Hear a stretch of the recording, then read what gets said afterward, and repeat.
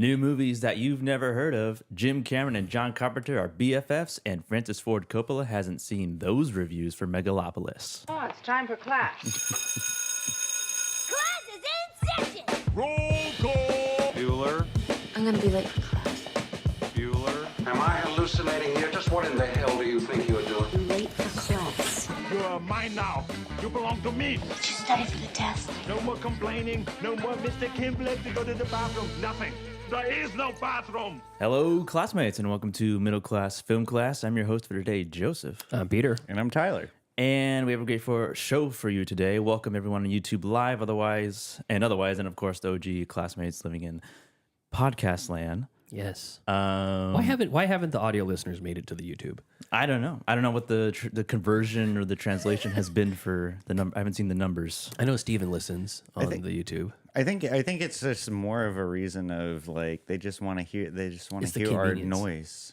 Yeah, they want to hear our noise, like just the our noise. Voices. Mm-hmm. The sight of us sickens them. Yeah. I listened and watched your guys' episodes last week. Oh, yeah. When I was absent. Yes. Trying to survive in the Bay Area. You fighting off the homeless. I was gonna say like you're fighting for your life. Yeah. Yeah. San Francisco. The weather was very nice though. Gotta say. Yeah. Very nice. It was like 90 something up here. It was like cool 70 down there. They say the hottest winter you'll ever experience is in San We're Francisco. already going into the weather. And the coldest summer. But yeah, so I listened / watched the episodes to get our numbers up. Thank you. Thank you. And I have some things I want to bring up. You have grievances from that, maybe a little bit of grievances. Yeah. But first things first. Every time I think I'm out, they pull me back. He's back. He's back. Oh, this bit again. Yep. I'm back. Hello, boys. I'm back. It just keeps going. C105. And we're back. Oh my God. We're back. Yeah, I'm back. Longest drop in Right. history. Yeah. Tyler gets his letterboxed jingle, that's true. and I get mine that I made for myself. That's true. I love it. Yeah, it's great. It's And it great doesn't stuff, say my man. name specifically, but it's only for me. It's just the Joseph's back one, yeah. So yeah, I've returned. Jack Fitzpatrick. How do you do? Stood in Letter grade. for his performance or the episode? Both. Both? His Yeah. performance. Okay. Well, I don't want to be critical. Oh my God. Here it comes. oh, Keep in mind, he's upside down when he's recording. oh yeah. He's hanging upside down by Yeah. gravities. Yeah. Gravity's He's got like a a- he's string. like How a- come he hasn't fallen off the face of the earth? He's like a bat in a cave. Yeah. It was good. Like a grade. I mean, I guess It was good. like an A or A minus? A. Or A plus? A. A? Okay, cool. You got, Okay. you got good insight. Is it an A? Good insight. A little short with the some of the like reviews or news stories. Very brief. Very very brief. Well, He's trying to keep it tight. we're famously long-winded, and I Yeah. know that when Javi comes on, he keeps his stories tight. Yeah. Keeps them right to it. I think in the grade for the movie, Mr. and Mrs. Smith, he when you guys were doing the grades, he just kind of just like said the grade. It's a C. It's a C, and then You hear that, Jack? Next time. We want production. Pontificate, boy. Yeah. I think Jack did a fine job. Yeah. And it was Mother's Day over there, so he had the weight of his mom glaring at him from the other room. But What are you doing on my actually, day? so I said A. Okay, so what? So I said A. I'm gonna bring it down to an A minus for one specific reason. Oh, okay. Why? He stream picked or anti-stream picked very specific movie, and I wore a shirt today. If you're watching, Jack, and anybody else who's watching, Yeah. it I'm is stoked by that. a Wayne's World shirt and has the slogan Wayne's World, party time, excellent. I like how they put 1992. 1992. As if that's the title of the movie. If he's watching right now, he's Yeah. seething. And if you're not watching, you're listening. But if you are watching, I'll turn around.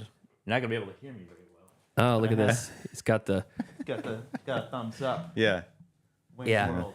That's when he. It's a good illustration. It's after when he's like trying to console the audience, Yeah. and he's like, "Okay," and then Is it that scene, or is it when she says she agrees to go on a date with him, and he goes, "Zang"? it could be that too. Yeah. which means cool, I think. And he didn't like Wayne's World. He did not. I know. He didn't. His biggest gripe was the opening of the head banging to The Zoomers. Bohemian The Rhapsody. Zoomers don't like Wayne's World, apparently. Is he a Zoomer? I don't know. I think so. He's 10 years younger than me. Is he? Yeah. How old are you? I'm 38. He's 28. Well, I'll be 38 in like 3 weeks. He's a millennial. He's a millennial? Okay. Yeah, Barely. He's on the border. An honorary. I'm on the border of millennial, so I guess it's like a 12-year span. yeah. What I would say is that if he just watched it for the first time this time, right? Yeah. I mean, we watched it when we were a lot younger, so I think we have that little leg up on that movie. We got a little bit of a nostalgic lens on it. Yeah, and I rewatched it like a month ago. Probably seen it 15 times. Yeah, maybe. it's like it's a movie that like if I really don't have anything else to watch or I want to put something in the background, it's one of those movies that I'll just throw on Yeah.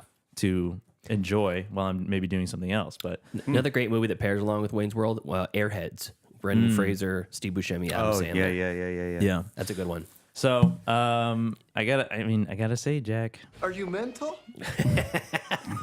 Live in the now. Ah, come on, Jack. Embrace life. Enjoy Wayne's World. yeah. So that was. But can I say something though? What? The idea of like Bohemian Rhapsody being like a headbanging hair metal sort of thing.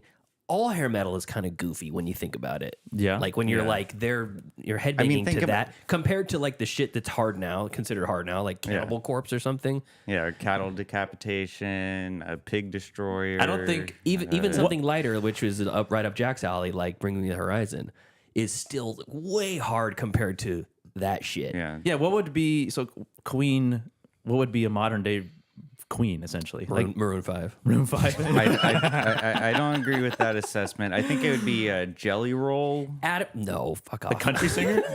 He's not a country singer. He's Adam Levine is the modern day Freddie Mercury. It's been said many times, including the AIDS. It all tracks.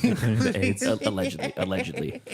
But it was tough at the time when it was released in the 80s, 70s. It was more like exciting rather than hard, you know?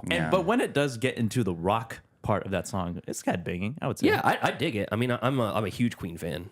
You know? Also, Queens of the Stone Age. Yeah. Banging. So that, I mean, I love Wayne's World, but that's neither here nor there. Yeah. Art is subjective, you know? Another thing I wanted to bring up, I was a little confused. There's a pre-gab. I was a little confused, Tyler. You said something What did I say? in the pre-gab. Yeah. Or maybe I don't. Well, maybe it was during the movie review. I can't remember. But you were talking about what you were eating, and you said you had a bowl of eggs. Correct? Interesting. Eggs, huh? Tyler's off the vegan train. Yeah. No, we're going to bring this on air? Yeah. He Yeah. came over to my house this morning. He had my leftover Spam that I made for breakfast. Oh, That's interesting. When did that happen? I don't know. I can't give you a hard date. Was this a recent thing? Relatively, yeah. What? Why the? What? I think this is a conversation for off air and Is not for a comedy movie lover's review. Spat. No, it wasn't. I mean, why are you putting me on I'm the just spot? curious. I'm just curious. I wanted to clarify. I wanted clarification. Yes, it was, yes. Because you guys are friends and he wants to know about what's happening in your life. Well, yeah, no. You're shrouded in mystery. You're like, I hate animals now. Yeah, well, I hate yeah, animals. me and animals, like we have a You have beef? We have beef. Yeah, I so- would be, yeah. Pun I would. intended.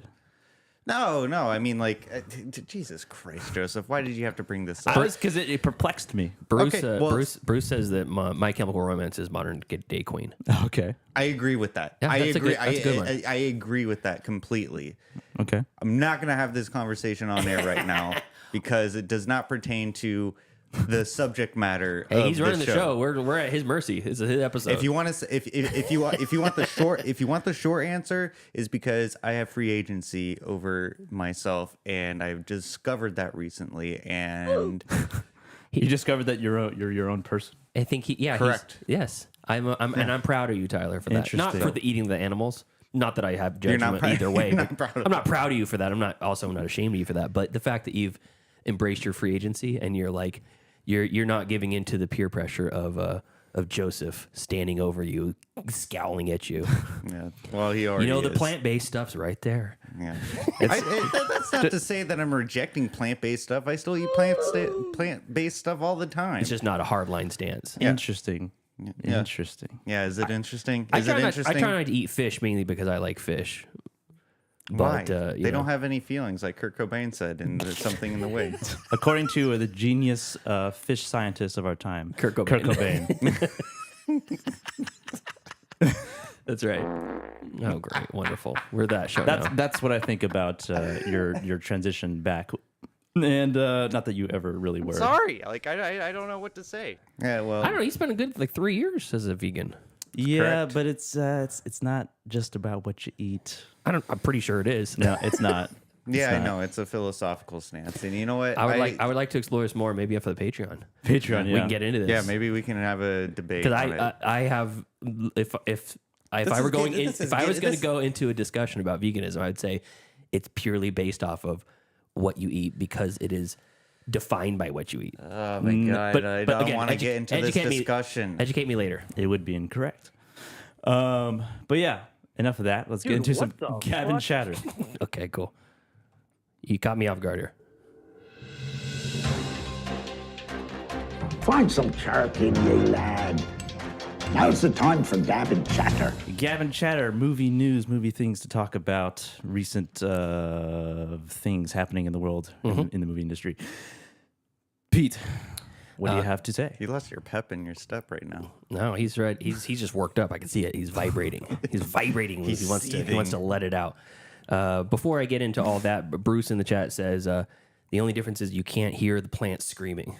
So that and he calls that Petatreon. We're gonna have some PETA talk in there. Oh, I get it. Not Pete like me. Petatreon. Okay, so again, before I get into my actual story, I also have a special T-shirt I'm wearing. This is my Bigfoot for President T-shirt, which is featured in the movie that just came out recently, Last Stop in Yuma County, directed by Francis Gallupi and starring Jim Cummings. I'm sorry. Yeah. Which character was that? He's the grimy criminal, not Richard Brake. Oh, the dumb one? The dumb one, yeah. Yeah. The one with a weird, dumb, greasy bowl cut. Yeah. It's like a crop top in that. Yeah, I was like, should I get it in a small? This is a large. He wears it about a small, and he wears no undies in his pants, and he's a grimy ass motherfucker. That Oh my guy. god. Yeah. But yeah, anyways, on to my story. This is basically, I've heard of there's a lot of movies that are coming out that are interesting, so like kind of questionable sequels, perhaps, interesting reboots, and then other movies that are just completely out of left field. So I'm going to go through a couple of them right now. First one is not officially released, but there was a lot of discussion, and Amazon has commented on the fact that they are making a sequel to the Jake Gyllenhaal Roadhouse movie. So it's going to be coming out, and who knows which MMA character will be the villain this time. They're making a sequel. Not only did they remake the old one, they're adding more. Yep. Well, onto Roadhouse, it. the original Roadhouse had a sequel too. Did it really? Yeah, I did. It was called Roadhouse 2. It wasn't. That didn't have Patrick Swayze. Did it? Yeah, no, Swayze no. wasn't in it. No, he wasn't. Kind of like Grease 2. Yeah. Yeah. Grease 2. Boy, fuck. You know what? That movie's growing on me. The songs are so bad they've come around and they're good. Oh, okay. Let's Bowl Tonight. Give me a break. It's the worst. It's the worst. It is impressive what they do in the bowling alley, but Jesus Christ. So Jake Gyllenhaal is going to return as Dalton, who actually turns out that's his last name. In the credits on the IMDb, it actually gives his name. Let's see if I can find it here. Roadhouse, IMDb. The original Roadhouse, it credits him as James Dalton. James Dalton. Old Jimmy D. Jimmy D. Yeah. Jimmy Dean. Gyllenhaal is coming back for that. No other information about that yet. This is literally just announced just recently. And then Sydney Sweeney is the hot girl right now in Hollywood, literally and figuratively. And she may be pairing up with Edgar Wright to reboot Barbarella. Oh yeah, I heard about this Barbarella. Yeah. It's a classic comic, isn't it? Yeah, it's like there's a movie as well. And it's kind of like a adventurous sort of like caveman-esque. Like Conan? Yeah, kind of Conan, but a female. Very buxom, large-breasted, adventurer like Xena warrior princess, but set in sort of a medieval, chaotic sort of, caveman time sort of thing. I wish they would do a Vampirella remake. Ooh, that'd be interesting. Have you seen? Is it Vampirella? Is that a? It's a Is it a cartoon? It's a very well. It's based on an old like pulpy comic series by Frank Frazetta. I think it's. I'm probably butchering his last name, but like he like does like a lot of like the old timey like 70s fantasy art, and he penned the comics of Vampirella, but they made a movie in the 90s. And it was so terrible. Oh, really? It was so terrible. I have it on DVD, actually. I don't know anything about the Barbarella movie. I'm pretty sure there's a movie, but the comic is back from 1968. Yeah. So again, that's only rumored so far, but that would be interesting. I feel like she visually looks like what you would want for that sort of character. And I'm pretty sure that movie and those types of movies are kind of pulpy, low budget, kind of crappy, Roger and Corbin style, no disrespect, rest in peace, type movies. But maybe her acting style will work with that because there's not much there. Maybe so. Okay, next one up. We have Mortal Kombat 2, the sequel to the Mortal Kombat movie that was released in, I want to say, 2021. I'm excited for that. I'm excited for that because the first one was awesome. Yeah, it was good. Joseph, you like the first one? I mean, well enough. Yeah. Do you have any connection to Mortal Kombat? I played the games when I was younger. You have a fond memory of him, at least? I guess so. Yeah, gotcha. I was never I was never big on the games. That's an answer. I loved Mortal Kombat. I like the original Mortal Kombat movie. Oh yeah. Yeah, the original classic one was good. Like with the Goro's design and like his makeup. Yeah, he's like an animatronic. Yeah, he's like a animatronic clay face. Yeah. I mean, I like Mortal Kombat enough. Like, it's interesting how they're trying to like try to make a story out of Mortal Kombat, even with the games. Yeah, they turn into like a story base with the outworlds, and you can visit different dimensions and stuff. Yeah, it's like a galactic like battle, and every race like comes and battles it out. I mean, that is the story of Mortal Kombat. Well, yeah, that's even what the first game. Yeah, that's what I'm saying, and so I think that's. That's a fun concept. Are any of them aliens, or are they No, just they're different dimensions. Yeah, just different dimensions? Yeah, dimensions. Okay. Yeah. So I guess you could how? say it's aliens. What's the difference? Yeah, what's the difference? what Yeah. qualifies as an alien? A non-humanoid creature Yeah. from another dimension is it different than a non-humanoid creature from another planet? Yeah, I don't know. Bruce has clarification. He says that Jane Fonda played in the Barbarella movie. It was a futuristic, campy sex fantasy movie, and Duran Duran was a character in it. The band? Yeah, The whole band was a character. yeah. It's like New York City was a character, right, Jack? Well, yeah. One of my least favorite criticisms is when band is a character. I know. It's really like Duran Duran was a character within the movie. It's a love letter to Duran Duran. So this movie is going to be directed by Simon McQuoid, who also did the first one and nothing else. And The first what? The first Mortal Kombat yeah. First one. of the same series.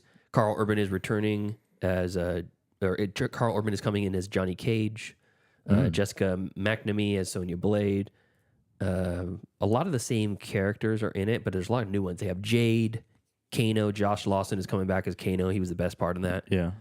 Makad Brooks as Jax, Liu Kang, Shang Tsung, Katana, Kung Lao, King Gerard, Sindel, and Baraka. Yeah, Sonya Blade, Lord Raiden, Quan Chi. Ooh, Quan Chi. In the games of Mortal Kombat, Baraka is like He's a freak. there's like a bunch of them.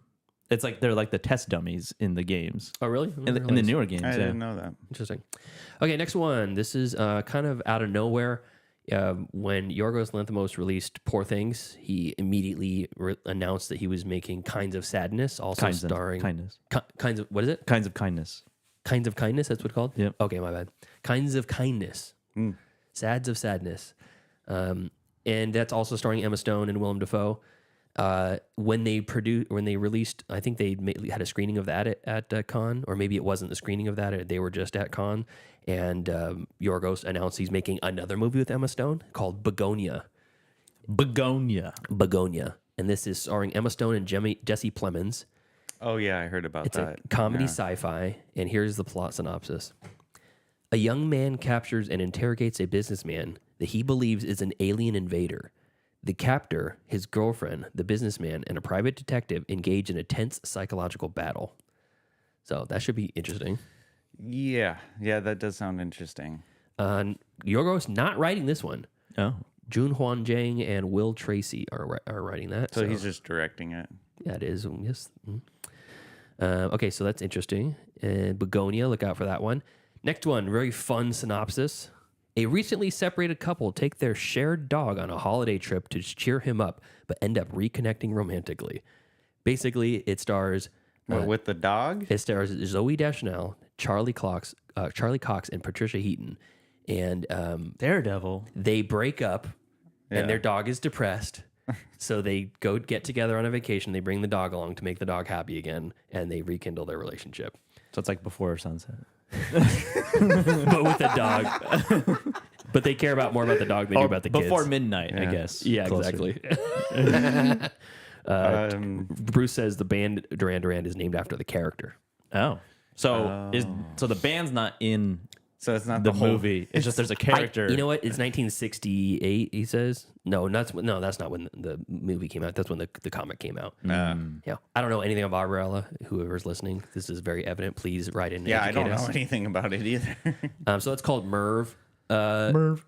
Goofy. I think that's the name of the dog. Probably, yeah. Goofy premise for a rom-com. I mean, what more could you want? Yeah. There's also Joey Slotnick's in this. I like him. He's an interesting character actor. Okay, next up. This is starring Melina Polly Weissman, Anthony Turpo, which I don't know those people, but also starring Lou Ferrigno. Oh. He's still alive? Playing the titular The Hermit. The synopsis says, dragged on a vacation to the woods, two self-absorbed teens fight for their life against an unstoppable, cannibalistic pig farmer.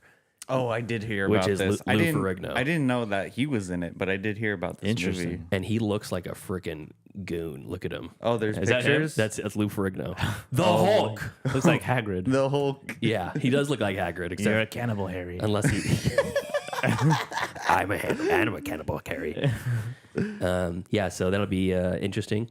Yeah. I don't know more information about that, but that should be kind of a fun, crappy comedy or crappy horror, or possibly a very disturbing horror. It kind of reminds me of the movie Pig. Yeah, I was thinking that. Yeah, Because I mean, it's a like, hermit raising pigs. yeah. But this one is just one pig. In Pig, it's just one pig. Well, I think Yeah. I think it's just like the like I think I know like Pig is like a kind of controversial, like it definitely is a controversial sort of or I shouldn't say controversial, divisive sort of in the film communities. Why is that? Because some people really don't like it, and then other people like it's kind of like a black and white sort of thing. It's like you either like it or you don't. And I thought it was okay. Yeah, I don't really see a whole lot of people giving it any hate. Either say it's good or great. that's not what I saw. Why is that? Because you don't like it? No, I love it. Oh, you love I it. thought it was incredible. Got 3.8 on Letterboxd, overwhelmingly 4 stars. Yeah, interesting. Yeah. Okay, so anyways, moving on. Next one, sequel to what I think already had a sequel, the Silent Hill franchise. This is called Return to Silent Hill. When a mysterious letter calls him back to Silent Hill in search of his lost love, James finds a once recognizable town and encounters terrifying figures, both familiar and new, and begins to question his own sanity. This is written and directed by Christoph Gans, who did Brotherhood of the Wolf, the original Silent Hill, and the Beauty and the Beast reboot. Yeah, so interesting. I like Silent Hill. I'll watch that. I can't say it. The movie? I played the game. Old movie? I played the game, but I haven't seen the movie. You haven't seen the old movie? Really? It's pretty good. It's pretty spooky. Yeah, there's some good creepy stuff in there. Some brutal skin ripping in it. There's a twist off death. Yeah, I was gonna say I have seen the gif of the twist off death. That was Twist off. Yeah, that was ugh, God, that is a cringe inducing scene. But also the end of the movie, it's like one of the only movies where Sean Bean doesn't die. Ooh, spoiler alert. Spoiler for the non-death. Okay, and then payoff on a movie we had rumored a long time ago. We talked about it on the show that Happy Gilmore may be getting a sequel. It's been officially announced. It is happening. It's coming. It's going to be written by and starring Adam Sandler. But I wouldn't be surprised if also the original writer of Happy Gilmore, also came in because he retweeted it on. I can't remember the guy's name. Let me see if I can find it here. Might be a consultant. They still call it retweet. No, it's like repost. They call it repost or requote. Not re-X. I was going to say re-X. I'm not saying that. Tim Hurley was the original writer, along with Adam Sandler, and he's the one that retweeted it. And he said, "I guess I know I can stop pretending, or I can stop lying to my parents," is what he said. Because there's been rumors, and he's like, "No, Mom, it's not coming," because it hasn't been announced yet. You better not be writing that sequel for Happy Gilmore. You better not be making money. I think Drew Carey will be in this one. Oh, that would be so fucking good. Drew Carey. Yeah. I mean, like, can you speculate on like how you could write a sequel to a movie like that? Like, I don't even. Yeah, Adam Sandler is now he's still in retirement. Yeah, he stopped golfing, and now but you can golf until you're a fucking old man. Yeah. But Look at Chubbs. yeah, exactly. Except for he had one hand. Yeah. Adam Sandler loses a hand, and he has to, He becomes Chubbs. exactly. He's the star. It's Chubbs, right? Or Tubbs. It's Chubbs. No, It's Chubbs. It's Chubbs. I think Either name is unfortunate. Why? I don't know. Just Chubb. Tub. I knew a guy, and we called him Tubbs, but his last name was Tabearos. So we just shortened it to Tubbs. Yeah. Yeah. Okay, He's very Tubbs. successful now. Yeah, he's doing good. He cleaned Air Force One. He's a millionaire. Yeah. Okay, and then the last one I wanted to bring up is Night Bitch. It's just a fun name to say. Night Bitch. Night Bitch. Yeah. 2024 release. It's coming out this year. I don't know exactly when, but it's soon, within the next few months. This is written and directed by Marielle Heller and also written by Rachel Yoder. And Marielle Heller directed Diary of a Teenage Girl, Beautiful Day in the Neighborhood, Can You Ever Forgive Me, and A Walk Amongst the Tombstones. This is starring Amy Adams, Scoot McNairy, Mary Holland, Jessica Harper. Scoot McNairy, fun name. And this says, a woman pauses her career to be a stay-at-home mom, but soon her domesticity. What is this word? I've never read this word. Domesticity. It's DOMES, like domestic, and then ITY at the end. Domesticity. Okay. Domesticity, New York. It takes a surreal turn. Basically, she thinks she's turning into a dog. That's the plot. 2 movies with interesting dog premises. Yeah. So I mean, and the poster for it makes it look like she's losing her mind. Oh yeah. And I'm all for it. Amy Adams is a great actress. Sure. Well, who's directing this? That one person that directed Beautiful Day in the Neighborhood. Oh, okay. I just closed the tab, so I don't know their name. Beautiful Day in the Neighborhood. Yeah. The Mr. Rogers. Yeah, the Mr. Rogers. Interesting. The same. So that's all I have to say. That's all I got. All right, Tyler. What do you have to bring? Well, I came across this story while I was looking for news stories for the show from slashfilm.com. So I thought this was really interesting. James Cameron almost played an important part in John Carpenter's The Thing. And so James Cameron, I had no idea that he had such an affinity for John Carpenter. But he like really looked up to him. Like after he made Halloween, he was really impressed that he made it for like on such a low budget.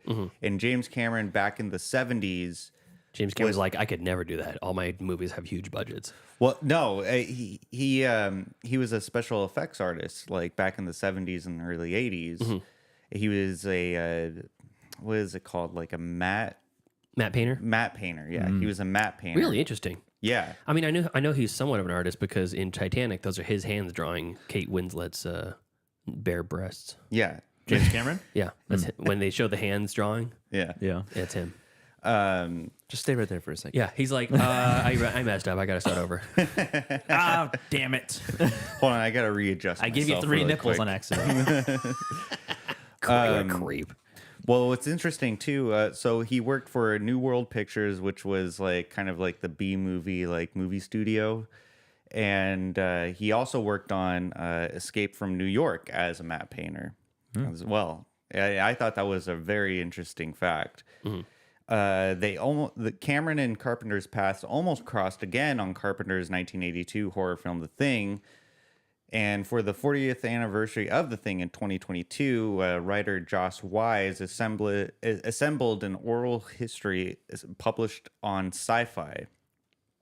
Had things gone another way, Cameron would have designed the movie's title card. The title card probably wouldn't have looked much different in this counterfactual, though, since Cameron would have made it to Carpenter's specifications. So essentially, he idolized John Carpenter. He thought he was like a brilliant filmmaker, and he took a lot of inspiration from him as well. Just from because James Cameron's films tend to have a big budget, but I think he's very efficient with his filmmaking, and John Carpenter, he kind of doesn't give an F about stuff, so he just does what he does. Yeah. While James Cameron kind of he's very on hands on deck. What and this was for The Thing, you said, right? Yeah, this was for The Thing. So this is when James Cameron wasn't in the directing role at this time. He was just a special effects artist and a matte painter. So that was 78 was The Thing. No, 82. 82 was The Thing. Yeah. What am I tripping here? But you're right. 82. I'm sorry. Yeah. I don't know what I was thinking. So I'm trying to figure out where he was, where Cameron was in his body of work at that time. Well, he did that Piranha movie. Oh, yeah. That Piranha 2, The Spawning was that same year, 82. Oh, so I thought it was 79 for some reason. 78 is his Xenogenesis, a short that he wrote. Okay. And it looks like... Okay, those are his writing credits. Let's look at his directing credits. Also, he also directed that. So...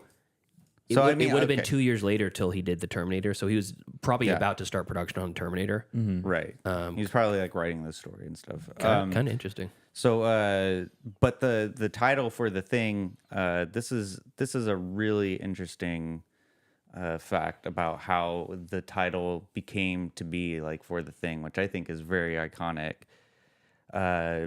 It was designed by Peter Caron of VCE Films. He's quoted on saying, "I put the title on the back of the fish." So, for context, he used a fish tank and a 1,000 watt light bulb and a black garbage bag. That's cool.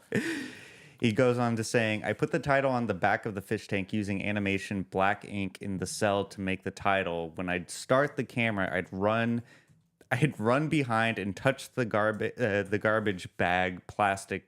No, that's." The plastic garbage bag with a couple of matches. The matches would make a hole. They would burn and open and reveal the light, which then came through the title, making the rays in the fish tank." And I thought that's such an interesting fact, because when I think about early John Carpenter movies, it's so DIY in a sense. It's a great title sequence, and I'm watching it right now, and it's I feel like without CG, it feels like it would be impossible. It does, It did a fucking fantastic job with it, and it almost looks better done that way. And so I never even noticed the flames on the edge. Very cool. I really like the idea of James Cameron pulling a lot of just having a lot of appreciation for John Carpenter, because I feel like that influenced him to go on and make his own. I don't see any correlation though between what Carpenter's making and Cameron's making. I feel like they're diametrically opposed filmmakers. Well, I mean, I don't know. I tend to disagree with you on that, because when you look at that, take the thing out of it. Take the thing out of it. Okay, take the thing out of it. Look at the first Terminator. It's very practical effects. Okay, you know what? You're right. I think the Terminator feels like it could have had some Cameron influence. Some Carpenter influence. Yeah, I mean, I should say inspired. Yeah, not just pulling from him, but I never said that. I never said he's taking from him. He's ripping him off. I know, what a Jim Cameron, famous phony, famous plagiarist Jim Cameron is what Tyler's saying. Yeah, that's exactly what I'm saying. Not original. Look at Avatar. I mean, look at the You mean Pocahontas? Ferngully, Pocahontas. Look at the Titanic. Come on. I know. But I thought that was interesting because I never knew anything about the relationship between it's cool. Carpenter and Cameron. Two of your favorite directors. Cameron? I don't know if Cameron is my favorite director, but Carpenter is definitely up there. He did Aliens, right? Cameron did Aliens. Yeah, he did that. But yeah, I think I never knew So one point is I never knew that he was a matte artist. Like that's really awesome. So okay. Enough talk. Fine, that's it. I could wax on and on about this story, but now we know. Repeat the same thing 5 times. I wasn't repeating anything. Okay. That's it. You never should have come here. That's it. Are you mental? All right. I want Tyler to read the comment that he made to you about how interesting is actually a valid. You want me to read that? I want you to read it. Yeah. Oh, okay. Can you read? I'll text it to you because I screenshot it. Hold on. Yeah, Joseph. No, you don't. Joseph, set us up. There's a lot of context behind this because Jack, right? He's been posing a lot of questions and posting a lot of things in Cinemax Facebook group that have garnered a lot of traction. Most recently, he did a what is the most annoying critics terms that people use that grind your gears, basically. Yeah. And then I put the word interesting because one, I use that word a lot, but we're doing this, okay. But I feel that that it is not really a very it's not descriptive at all. It doesn't mean anything in it's very vague and it's just like anything can interest you, but to describe how it made you feel or what you think about it is different. If you can't go beyond that, you can say it's interesting because, as opposed to just saying that was interesting. Yeah, it is. It's a very empty word, yes, in my opinion. So, well, I don't agree with that. So if you want, don't pontificate. Just read your comment. I want to read your comment word for word because I'm still trying to figure out what you mean by this. It's an emotional word. You say interesting and it's a verb in your head. You find it interesting and express it. I don't think it's bad. I wouldn't call it a non-word, more so an expressive word. Your mind finds it interesting and so you express it verbally. I mean, I don't know how much more I can explain. Interesting. Did you say interesting is a verb? That's the part that confused me the most. I'm like, is it a verb? Is it an action word? No, it's not. It is in the sense that if you're describing it. He interested into the room. It is not a verb. It is an adjective. I said a verb in your mind. I'm going to interest. A verb like, is a type of word that means an action. Like I'm doing something. I'm jumping. Okay, so a thought. So a thought. I'm interesting. So a thought is so a thought's not a thought's not an action. It's an adjective. Thinking. So thinking is not an action. Like thinking is. Like when you thinking is an action. Okay, so when you think something is interesting. Yeah, but the thinking of it, if something that's interesting is the action, not the interesting part. But and I see what you're saying. You're like, oh, it affected me somehow, right? It made me think about something. But what about it made you think interesting? Well, then you go on to say like why it interests you. So exactly. So if you were to cut out the interesting part, and we all like, if I'm going to say this movie moved me emotionally, it affected me in a way that made me think about my childhood and my relationship with my parents. You already know that I think it's interesting. Like I don't have to say it. Okay. Well, I mean, like it's interesting, and on top of that, I like it, and furthermore, it's good, and on top of that, I approve of it. Okay. Well, I mean, sometimes you don't even have to do that. You could just say, like, for anything, like this Uncrustable right here. I think it's interesting. Why? But but Why if do you- I have if to it give tells- it? Why do I? Have Because to, it doesn't mean anything. why do I have to give an explanation? It's Because just we like, don't know if you think it's good or bad. It doesn't matter. Yes, it doesn't- does. Yes, Why it- does it matter? Because why? Why? You're literally wasting oxygen and everyone's time listening to you by saying something that means literally nothing. The bountiful of oxygen that we have in this room. We have finite time though, and so do our listeners. And it's not like I'm not attacking you. Joseph's saying this about his own criticism, and it's like the idea is try to get better, try to improve on yourself, and if you can self-edit and remove interesting from your vernacular, and you just say like or vocabulary and say, you know what, that really doesn't mean anything. That Uncrustable is interesting, right? Yeah, Why? because it is. That's fucking not no. It doesn't mean See, anything. that's a non-answer. That's not a non-answer. If you can't extrapolate as to why, then it doesn't matter. It doesn't matter if you as yourself shouldn't. You don't owe it to anyone to explain why it's interesting. Then if why do you if you say something like, "Oh yeah, that's interesting," Then why do you tell us? because it is. Like they're saying, But like, why would we care What if value- you thought it's interesting if What you're not going to value expand do- upon it? Yeah, what value do we get in it? the value you get Yeah, what is value? me telling you it's interesting. That's the value you get. Okay, so we review movies, and if your criticism was just, I thought it was interesting, and then you say nothing else, that opinion means nothing. Yeah, or What do you mean that opinion It means nothing. so take it a little step further. Okay. You know, if you were to say a movie's good or a movie's bad, what does that mean? A movie is good or a movie is bad. You know, but why? I mean, do we not if extrapolate? Do we not extrapolate on those? Yes, of course we do. Yeah. So that's the And same those thing. are more descriptive than just saying interesting. Yeah, 'cause interesting- you're not saying it's neither good or bad. All I'm saying is I'll give you another example. Okay. Go ahead. On my desk at work, I have a bunch of tchotchkes that I have for people to fiddle with when they're sitting at my desk, and I'm getting ready to fire them. Oh, jeez. And they can play around with this little color prismic, cube that I have, or I have these, magnets and ferrofluid games and stuff like that. But I also have these. It's a collection of 1 inch by 1 inch cubes. They're perfect 1 inch by 1 inch cubes, and they're made of pure elements. I have copper. Oh, yes. Copper, aluminum, magnesium, tungsten, carbon, silicon, and aluminum. There's a bunch of them. And they're interesting because when you pick it up, you're like, ooh, this tungsten is one of the heaviest fucking little 1 inch cubes I've ever felt. And then you pick up magnesium and you go, wow, this is way lighter than I expected for magnesium. Okay. And the fact that you're being able to compare the weights is interesting. The fact that you can pick up the carbon cube and draw on it like a pencil because it's carbon. Yeah. That's interesting. The fact that silicon can scratch stainless steel because it's so sharp, the hardness of it is so sharp. Those are all very interesting things about this stupid cube.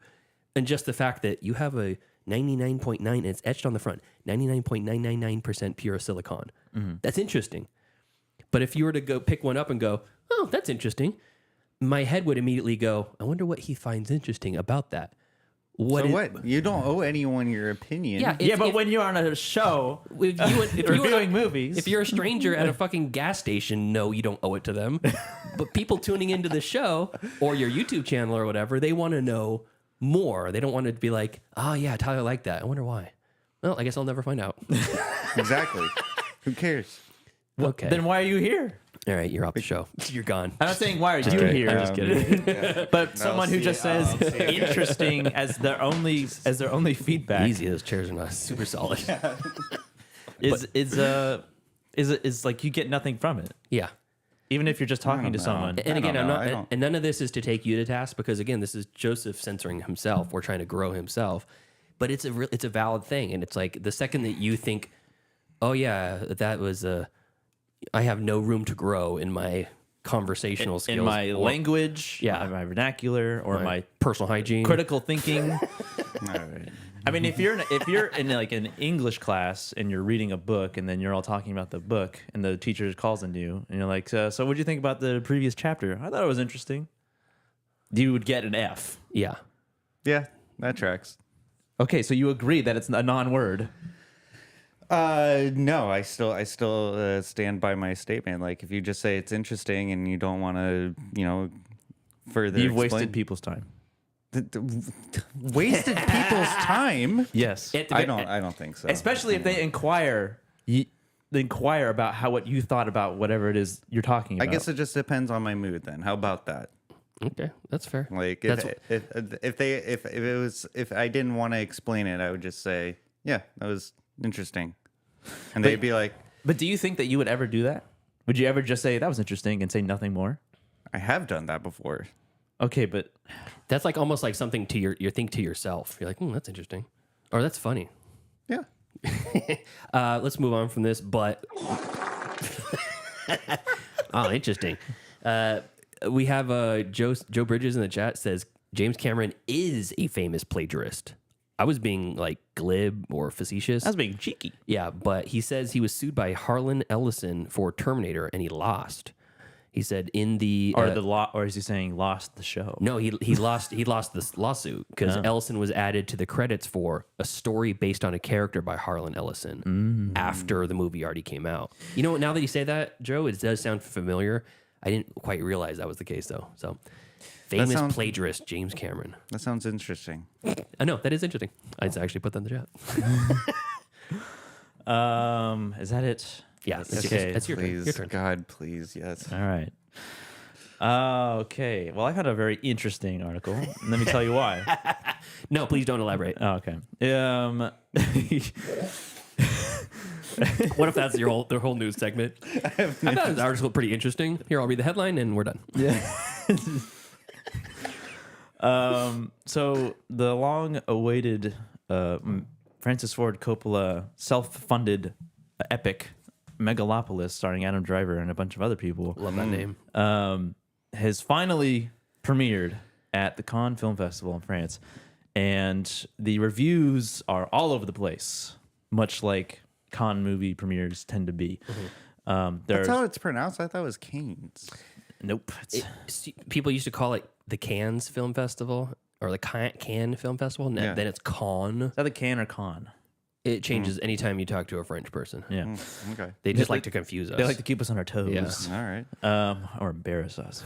And it was met with a like 7 or 10 minute standing ovation, and they do that very stupid awkward thing where they just have the cameras lingering on the actors and directors' faces for way too long. And some people are calling this movie better than Godfather and Apocalypse Now. Some people are calling it the worst thing that has ever graced the scrend. Wow. I've heard it be compared to The Room. Oh, really? Yeah. $120 million version of The Room. Yeah. And it's been the talk of that festival, and like very curious. I'm curious about this movie. I've seen the teaser. It looks like a Terry Gilliam-esque world. Do you remember I stream picked a while ago this movie called Immortals?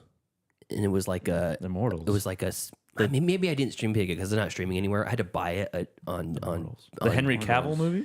No, it's like a French Canadian weird psycho like sci-fi movie that Binge Lord Dan recommended to me. It was like the Twitter prompt and said something like, "What insane movie will you defend to the ends of the earth?" And he posted that, and I'm like, if he likes it, I'll watch it.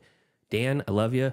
Terrible. The movie's terrible. It's so bizarre, and the CGI is so bad in it that it's appropriate for the era and a low budget movie. But they When did it come out? 2004, I think. Oh, okay. But it's a low budget movie in that era, trying to lean really heavily on CG, and it kind of feels like Megalopolis, where you're like, a lot of this is CG, and it's all over the place. Like it's visible. Yeah. So not that it's bad; it's just clearly CG. So, Mr. Coppola has been either like purposely evading or just is unaware, or he's lying about not seeing any of these reviews. You say Nazi? Not seeing. Oh, okay. About Nazi reviews. Tyler's ears perked up. Like, oh, This just in. Let's see what the Nazis have to say about Megalopolis. Not enough white people. That's going on the board. So Coppola has said in an interview with The Wrap, this is where this article comes from, thewrap.com, he is unaware of any negative reaction. All I know is All I know is I came here, I showed the picture, and I'm told it went over very well, he said, and then shrugged. I don't know. Or maybe it didn't. I don't know. That's what he says. I don't know. Maybe it didn't. I don't know. But that's what they told me. This is a project of operatic pronouncements, didactic repetitions, and sprawling artistic ambitions. This is not Coppola saying this. Quite a few realize just as many not, that makes little compromise for more earthbound worries. It's kind of Batman, kind of Gladiator, kind of Tomorrowland, rolled up in a smorgasbord of ideas and images. The Cannes audience didn't know what to do with it. It's now in Cannes. It's looking for distribution, which I think was a big problem. Like people weren't sure if it was going to even be able to get into theaters because no one wanted to distribute it. Right now, doesn't even have. That's not a good sign. It doesn't have U.S. distribution. Coppola and Adam Driver spoke to the Wrap about the long in the works project. This has been years. Yeah, I think we first talked about this in 2021. Yeah. The works, Long in the Works project, how the film fits into its director's storied career and the state of Hollywood and McDonald's. Oh, fuck. Hey, McDonald's. From the beginning of the conversation, the 85-year-old filmmaking icon also wanted to correct a few misconceptions. 85. There was another story about the making of this movie, is that he would walk around and kiss extras, like on the cheek. Who would? Francis Ford Coppola. He would be. He was giving pecks on cheeks. He was blessing them. Yeah. He was like the Pope. And he would try to get people to like sit on his lap. What? I mean, what 85-year-old doesn't do that? I can't even imagine. Like, okay, go ahead. Francis Ford Coppola. Someone asked him, "You've been thinking about Megalopolis for a long time." Yeah, but that I would like to correct one misunderstanding. You know, I made a lot of different movies in a lot of different styles. Godfather, then to Jack. He's just going down his CV. Rather than just make a lot of gangster movies, which I could have had a career doing, Apocalypse Now was one style opposite from The Godfather, which was a more classical style. And I thought someday when I'm old, I would like to make another movie, but I wonder what my style is. So I started to keep sort of a scrapbook from things I had read in newspaper clippings. I started clipping political cartoons because they tell a story in an image. The idea was that I was collecting these notebooks that one day might lead to a movie. Political cartoons that turn into a movie. I'll combine them all. That's my storyboard. Yeah. And eventually, after doing this for about 15 years, I started thinking what I'd really like to do is make a Roman epic and set it in modern America, since modern America was the historical counterpart of Rome. So when the people say I was working on it for 40 years, I sort of was, but it was more that I was just keeping a running scrapbook. And then him and Adam Driver in the same interview, and he turns to Adam Driver and says, "Did I ever show them to you, the scrapbooks?" Adam Driver says, "I have seen the notebooks." Yes, pop. Yeah, and so this movie sounds and looks wild. I can't wait. Shia LaBeouf is in it. Aubrey Plaza. Got some big names. Dustin Hoffman. He's got the boof. Dustin Hoffman. Oh, really? That's cool. Yeah. Hoffman is involved? Wow. All right. Yeah. He's interesting filmmaker. I honestly, like, because he hasn't done anything for a while, I honestly was just surprised that he was still alive.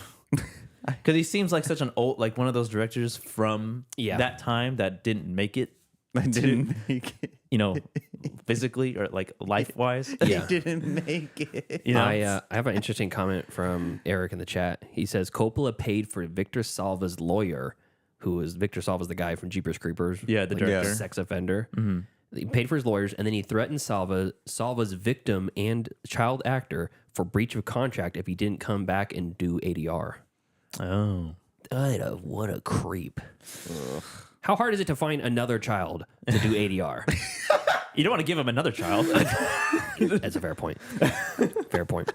I have a quote that I actually read from Coppola about Megalopolis, which I thought was a really fantastic quote. Megalopolis. Yeah, from Megalopolis. This is the Donald Trump biopic, Megalopolis. Wow. He says, "There's so many people that when they die, they say, 'I wish I had done this. I wish I had done that.' When I die, I'm going to say, 'I got to do this. I got to see my daughter or my daughter Sophia win an Oscar. I got to make wine. I got to make every movie I wanted to make. I'm going to be so busy thinking about all the things I did get to do when I die that I won't even notice." I thought that I'm dying? Yeah, that I'm dead. I think that's a fucking great quote. Yeah. He needs to just like... I saved Victor Salva's career. Saved them from the hands of that child. I think history will be on my side for that. It's got to be that's good. As Adam Driver, like being part of this production, like going to go film this movie, Yeah. and like coming home from set, and like wherever he's coming home to. Yeah. And it's like, so I was work today. I went to go film some scenes for Megalopolis again. Yeah, more scenes. Yeah. Old Francis, he's picking up Megalopolis again. And it's Yeah. Old Francis. I got to do Yeah. that dumb haircut again. I know? don't know. I cannot wait. I hope. I'm curious. Yeah, I'm definitely curious. You know what this movie is more than anything? It's interesting. Really interesting. Yeah. All I have to say, that was pretty all pretty interesting stuff. Did you download that link that I sent you? I mean, I have it. Oh yeah, what was this? Can you download it? Do the 4K downloader on that. I mean, I Bruce, also have it queued up here. yeah, I was gonna say. Oh, you have it downloaded there? Oh, you have it queued up on the thing. Yeah. I just don't know if that works, like the audio for this. Oh, for the the, you know, audio. I just download the file every Okay. time each way. But yeah, Bruce sent this in to us. He posted this on the Cinematics page while the live stream's going, and he said this is a scene from Barbarella, which I think is appropriate. Oh, okay. Joseph's going to download it here real quick, and we'll put it on the Yeah. commentary. We're bantering. We're riffing. We're riffing. Megalopolis. Interesting, don't you think, Tyler? yeah, it It's is. very interesting. Yes.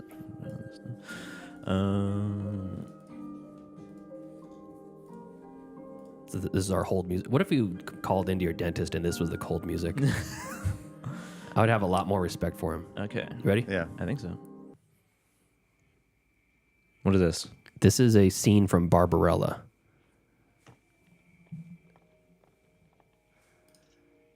Check the audio on that. It's going. Go to the right. Listen, you children, this game is very amusing, but I Yeah, think there it's you go. gone too far. I don't want to hurt you. I just want to ask you some questions about this spaceship. This is the tone for Come on, Barbarella. untie me, or I'm going to call your parents. Is that Annabelle? Ew. Ew. What is that? That's Can very you take it out of sweet, studio but mode? Ew. They're dolls in Barbarella? All right, now imagine this is Sydney Sweeney. Which one? Oh, they're alive. Ew. Why are there dolls? That one. No. No. Paul. They kind of look like the Muppets from Labyrinth. Yeah, the little goblins. Little goblins. What did she say? Yeah, exactly. Ew. I don't like this at all. Nutcracker. It'd be really good for walnuts. Eat for real. These are Sydney Sweeney line deliveries. Ow. Ooh, I like the bass. Is she stuck? Oh no! They're eating her. They're eating her! What nourishment do these dolls get from a human body? And then they're gonna eat me! Oh my god! This is when she turns into Barbarella. It's like the Hulk. Dude, those dolls got some bite force. Is that Pete Davidson? Wait, that killed her? Enough! Alright, that's enough of this. Okay. Let's get Cut out the of line. here. There we go. Get out of here. Well, now we know what Barbarella's like. The tone. We have in store for us. I can't wait to see That's Sydney a Red Sweeney. Museum movie if I have ever seen one before. That's a good call. Absolutely. Yeah. Is it streaming?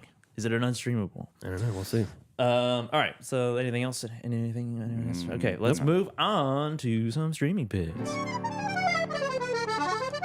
Movies. Wanna watch a movie? Yes, I do. Disney Plus. Oh, HBO Max. If I don't get the pick, show's over. I have grown accustomed to Hulu Plus. Amazon Prime. I like Netflix. You found the Streaming picks, movies that we watched on our streaming services that we will recommend or not recommend that you watch as well.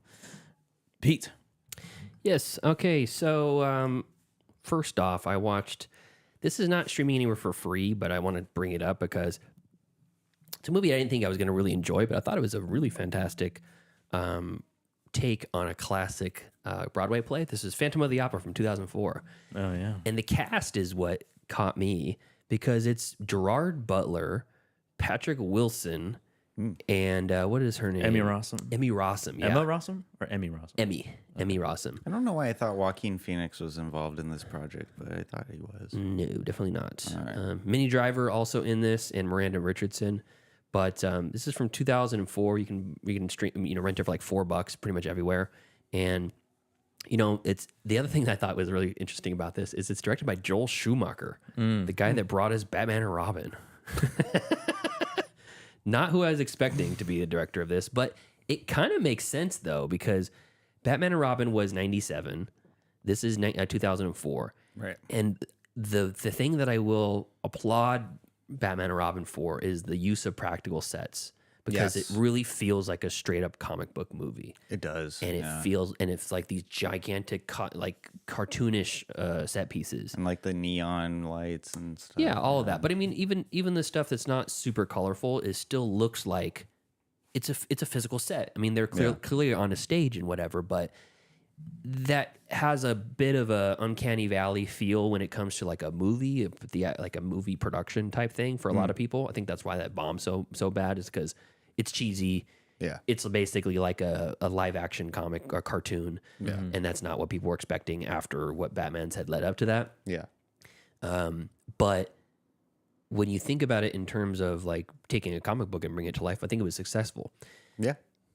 When you take that same mentality and that same production value and bring it to a opera or stage play that is now turning into a theatrical production, it makes it feel like you're watching a better version of a stage play, like a stage play that has more reins to do bigger things with. Like the set pieces within the 2004 Phantom of the Opera, they feel like you're watching a stage play, but on a much grander scale. You're never going to be able to do the things they did. Maybe you could, but it would be an extreme case. Because there's like a boat scene and they're rowing down the boat in the basement, and then they go to the next scene and it's like his like fuck palace where the big peacock bed and all the candles everywhere. Yeah. And they even kept in when all the singing happens, because their majority of this movie, they talk sing. There's conversations being held between people and they're singing it out. Just much like Les Mis or Into the Woods. Okay. In this, it really worked, and they left the echo as if they were doing the singing on a stage. So instead of having a nicely clean, tight, crisp sound like they did in Into the Woods, and I think in Les Mis, it's almost like they left it so it sounds like you're watching someone on a stage and you're in the front row seat and you can hear the echo of the auditorium. Oh, I see. Or the opera house or whatever. Saying. Yeah. So I really enjoyed that. I think that they another small bit that made it feel like a traditional stage play was at the beginning of the movie, you see the Phantom, or I think they call him the Ghost. Yeah, Ghost I think of the it's opera. called the Ghost. Yeah, and he's got his little tiny Kano mask that covers up half of his face, and you can see around it, and it's normal skin, and you're like, this guy looks like he's like,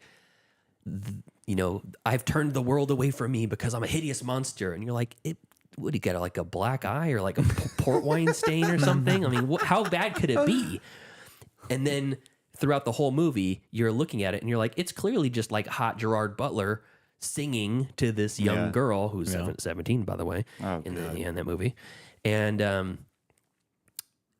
then his mask comes off in the third act, and you're like, half of his head is deformed. He looks like he fell into the lava pits at the end of... burned or something? Yeah, he looks like he fell into lava pits at the end of Revenge of the Sith. Half of his head is like deformed. There's like bald patches on his head and his hair and stuff. And you're like, that wasn't there before, but that's stage play. Yeah. They're like, we're not going to have that the whole show because all the practical whatever. They're just going to have it here. And then they put the like half mask on his face, and now he looks like a real monster, like a Quasimodo type, creature.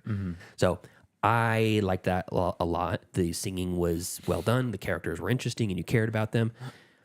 And I still have not seen a movie that Patrick Wilson has been in, and I thought, man, that guy can act. I just think, yeah, he's there. Yeah. He fills the role. Yeah, he fills the role. He's in front of the camera. He's delivering his lines. That movie specifically has, whenever Deanna watches the movie with Patrick Wilson, she hates him because he's such an asshole in Phantom of the Opera. Oh, really? Yeah. Is he that? He didn't seem like that much of an asshole. Well, that's her perception of him in that interesting. movie. So she's more like she's Team Phantom. I guess so. Yeah. She Team likes. Phantom. Yeah, she enjoys that movie as well. It's a good movie.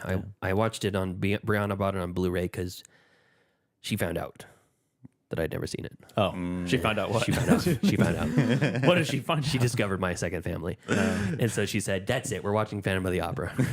How dare you? You know, this calls for Fan of the Opera. Yeah, we're gonna watch some Patrick Wilson. I think it was specifically Patrick Wilson that I was commenting on how I don't particularly care for him in anything. I don't dislike him, but he's like. And so she was like, "I'm.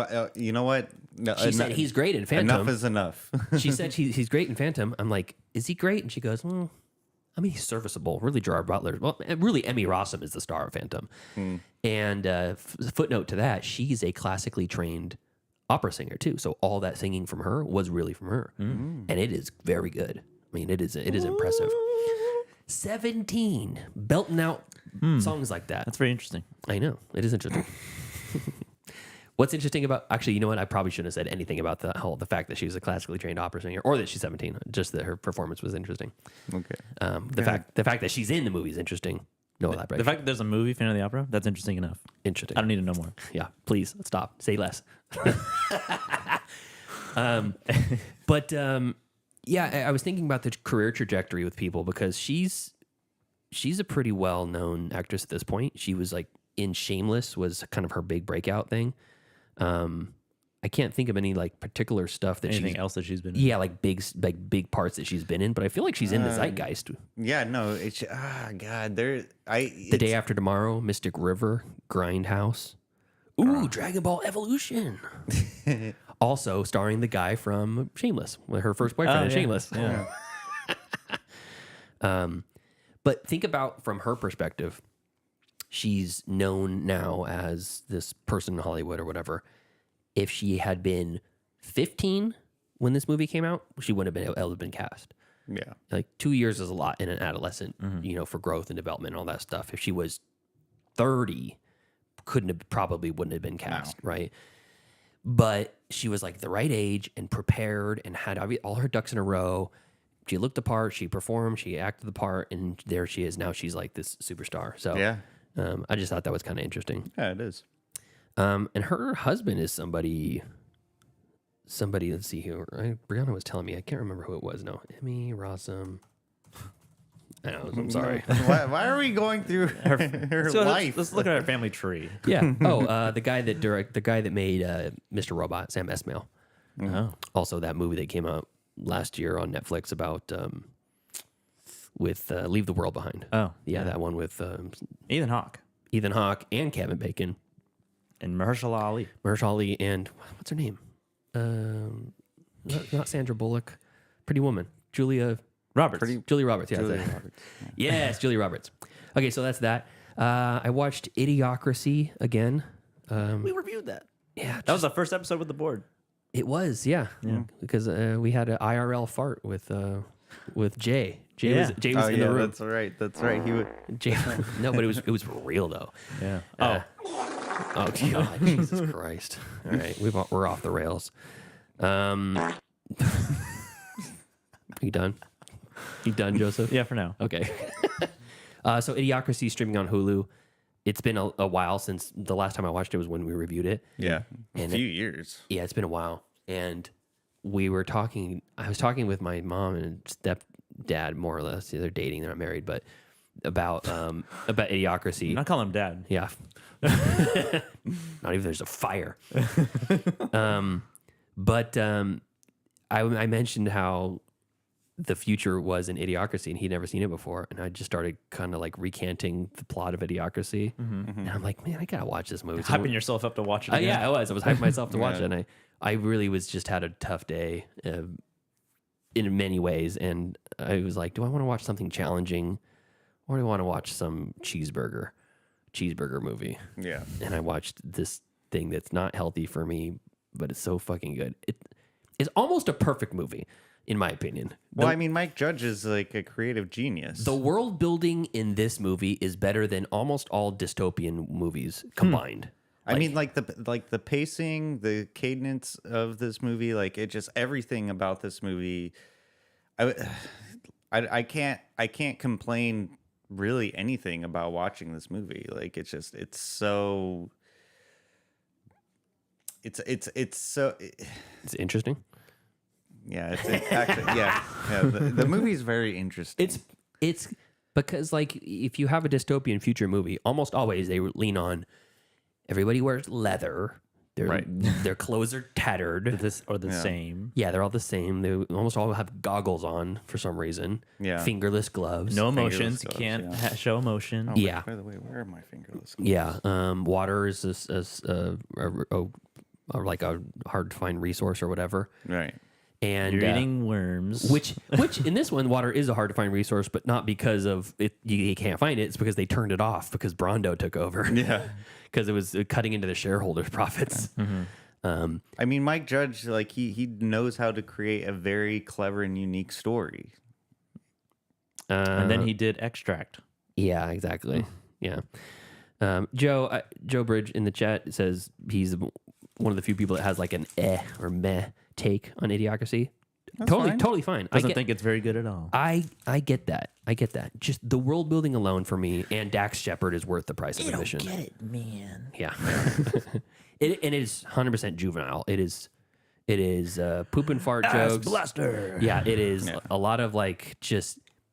But the Ray Bradbury predicted a lot of the future in Fahrenheit 411 or 451. 451. Yeah, 450. Yeah, 451. I thought it was 450. 451. It's 451. It's 451. Yeah, 451. 451. Yeah, he predicted a lot of the future. Like there's a scene in that book that they're watching a TV and it's the entire wall, and his wife is like getting the second wall installed of the TV, and they're in like the TV room, and it's like literally encompassing the entire wall, and it's like that's going to be our future eventually. That'd be awesome. TVs are getting bigger, and I can't wait. Screen X.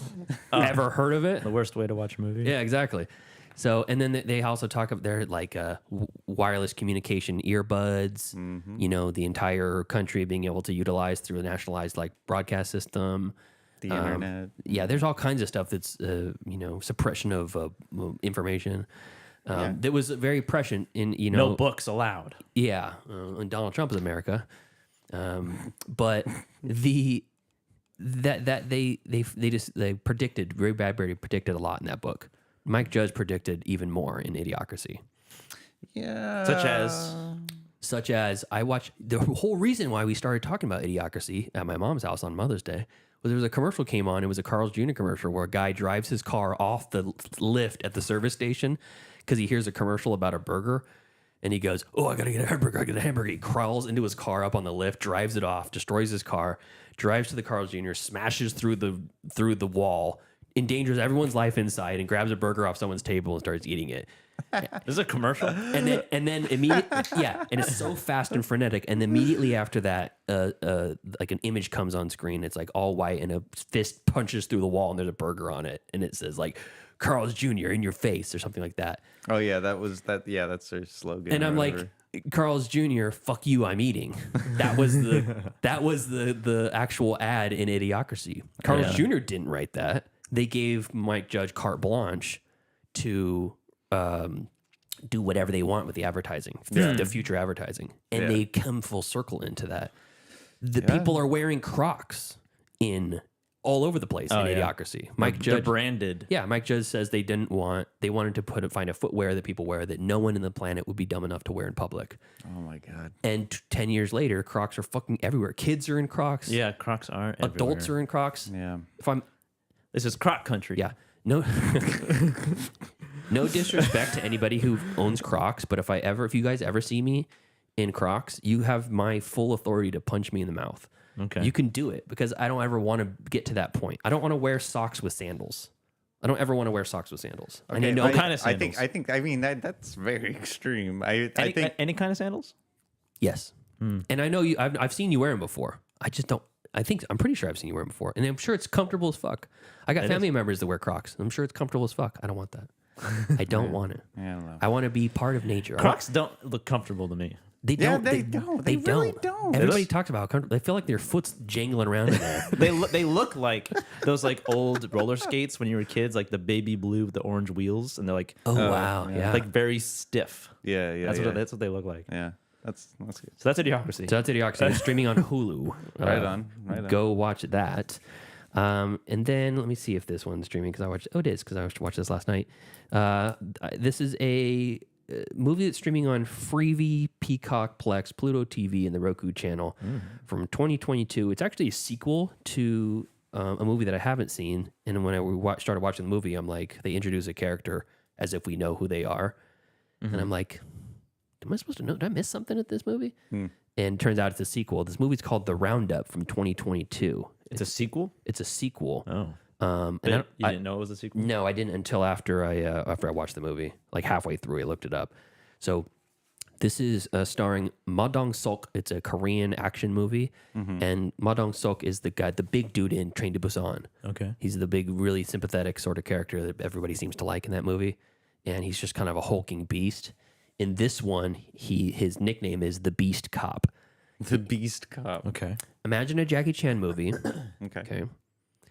And in Jackie Chan movies, they almost write the story around being able to put Jackie into scenes where he has fun, creative fights and he can show off his acrobatic skills, martial arts skills, and creativity amongst average everyday objects, right? Right, yeah. In this movie, they do the same thing, but it's all trying to point Ma Dong-seok into situations where he fights people and uses his brute force power to destroy them. So, like, he punches a guy through a windshield on a bus at one point. Punches him so hard, he flies through the windshield and outside. Awesome. And, like, there's a number of times when he one punches someone, it's like head, and they, like, head bounces off the ground like a basketball, and then they're knocked out. And you're like, yeah, you don't need to go back to that guy. He's dead. So the beginning of this kind of feels like Cobra because there's a bunch of people outside a grocery store and the guy inside's got a knife and he's threatening to kill people and there's already blood all over him. We don't know whose blood it is. Yeah. And Ma Dong-seok shows up and he steps out and it's like the camera lingers on him. He's in this nice suit. He's a big dude. His fists are just ready to go. Yeah. And he like goes in through the back door just like Cobra, into the grocery store just like Cobra, and takes down the guy single-handedly just like Cobra. And then he's vilified in the paper for using excessive force because he breaks the guy's wrist. And you're like, break the wrist, walk away. It's just like Cobra. That's where the Cobra parallels end, though. That one scene. And basically, long story short, there's they go to Vietnam. Because there was a murder of a Korean national there, or a couple of Korean nationals, and a criminal that turned himself in and wants to be extradited back to Korea. So they go to investigate why he turned himself in, and they uncover this whole big thing. Yeah. Another parallel to another cop movie, Beverly Hills Cop. When he's in Beverly Hills, he's not supposed to be working on a case, but he is. In this, he's not. They have no jurisdiction in Vietnam, but they're still trying to solve these murders. Right. It's a pretty fun movie. I mean, there's some spots in it that definitely don't. They don't have the same Hollywood appeal that you expect from like a mainstream action movie. Yeah. But it's a pretty cool. It's a pretty cool movie, and the character I think is really interesting because he's so OP that, and he's very like timid and calm. There's a couple of there's an interrogation scene that's really good. Okay. Where he's interrogating a guy and they're doing it in ways that obviously they can't do permanent damage to him. Yeah. So he puts his ear on the table and then punches the table right next to it and his guy's ear is vibrating. Oh, God. And what kind of table is it? It's like a wooden table like this. Interesting. But it's like if you were to put your ear down to a table and knock on it, it sounds very loud. So he's punching with this like gorilla fist on the table. Weird. And the guy, yeah, and then he threatens to rip the guy's ear off. So he like grabs it and he's lifting him up by his ear. And it's just a pretty fun movie. Yeah. But sounds fun. But it has some very intense knife fights because there's almost no guns over there. So the main villain has like this kind of mini machete. Oh. And he's very proficient with this knife, and he's very deadly. He killed on-screen counts probably like 25, 30. God damn. A lot of people dying by stabbing deaths and slicing and stuff. But this is the sequel. Is this a sequel? It's a sequel in the universe. I think it's the first of the standalone movies for this character. What's the first movie? Let me see. I can look it up here real quick because This is a more recent movie? This is in 2022. The first movie was in 2017, right after Train to Busan. And so it's a Korean movie. Yeah, it's a Korean movie. And it takes place in Ho Chi Minh City, a.k.a. Saigon. The first one's called The Outlaws from 2017. Oh, okay. And I think that was more of a ensemble. It was like a number of people. That one sounds familiar. This one focuses specifically on the beast cop. So it's like a spin-off. I think so. Yeah, I think so. And the interesting thing about that too is this is from 2022, the Roundup on Hulu. Mm-hmm. There is the Roundup 2. Oh, there's another sequel that already came up that's in 2023. Oh. It's called, let's see here, the Roundup 2. What's it called? There's a subtitle to it. I can't find it now. But that is in 2023. And there's a new one coming out this year, the Roundup 3.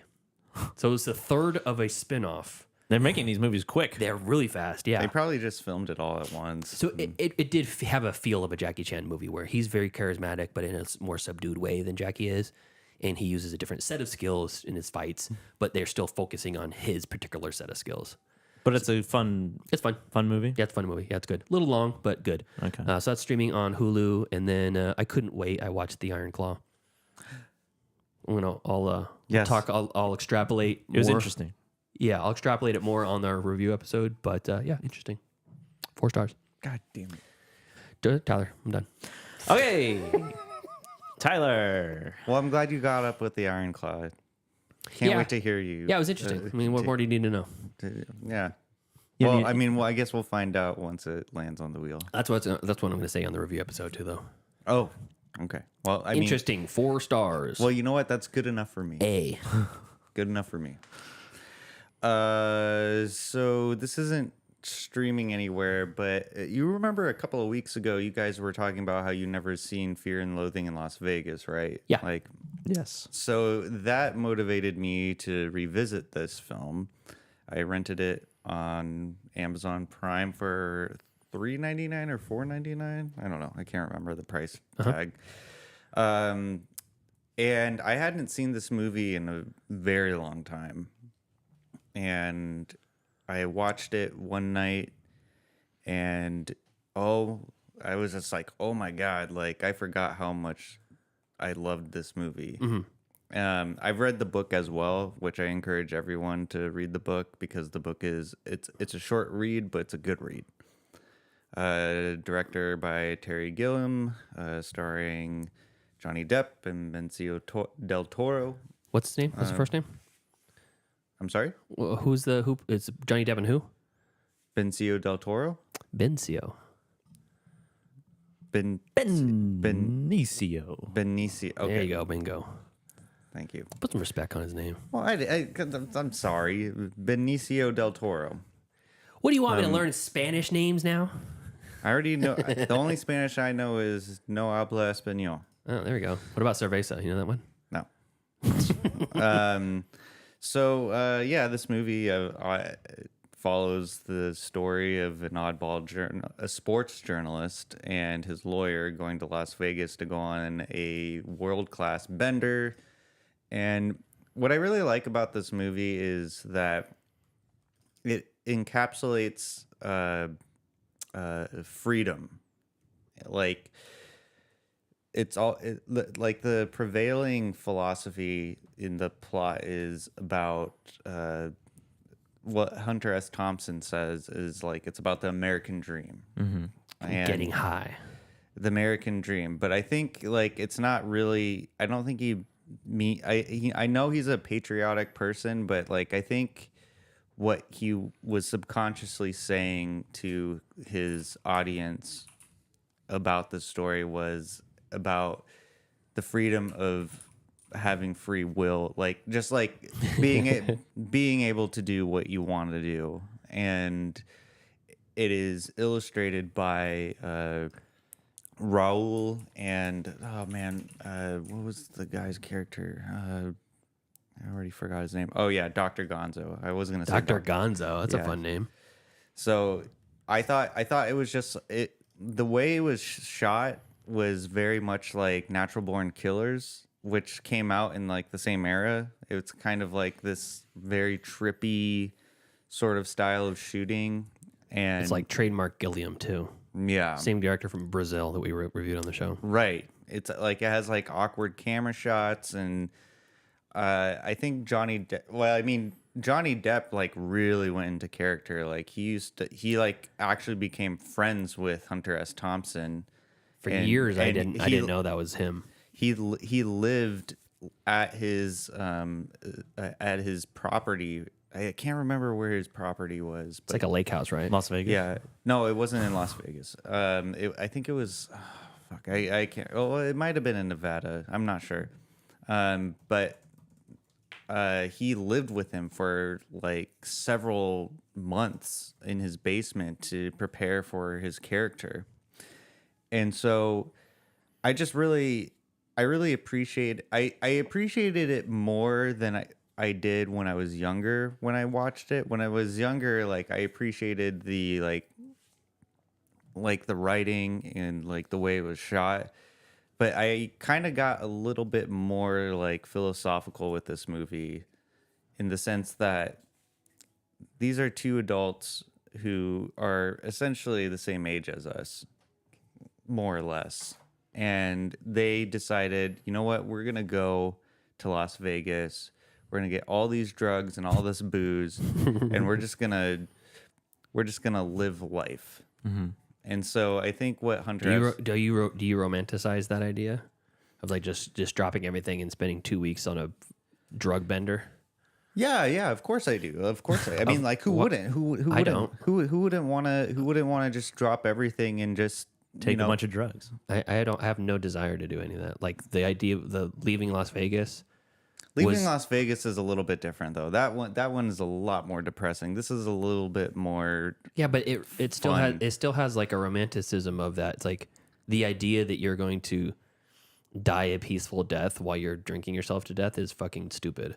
Yeah, it's a miserable death. Well, yeah, drinking yourself to death is a very miserable death. But I'm just saying, like, of course I'm not gonna do that. Like, I would never do that. I hope not. But it sounds fucking awesome. I'm a creature. But I idolize people who do. I'm a creature of habit. So like, I could never just drop everything and just go and like do whatever I wanted. But I like the idea of being able to do it. Like having that option. It's the same idea of your free agency of human being, the reason why you're no longer vegan.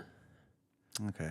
No, it's an honest question. Yes, it is. Like, because like for the longest time, I've always been pigeonholed into like a certain role in everyone's life. And then, recently I just was like, you know what, I'm going to be Tyler.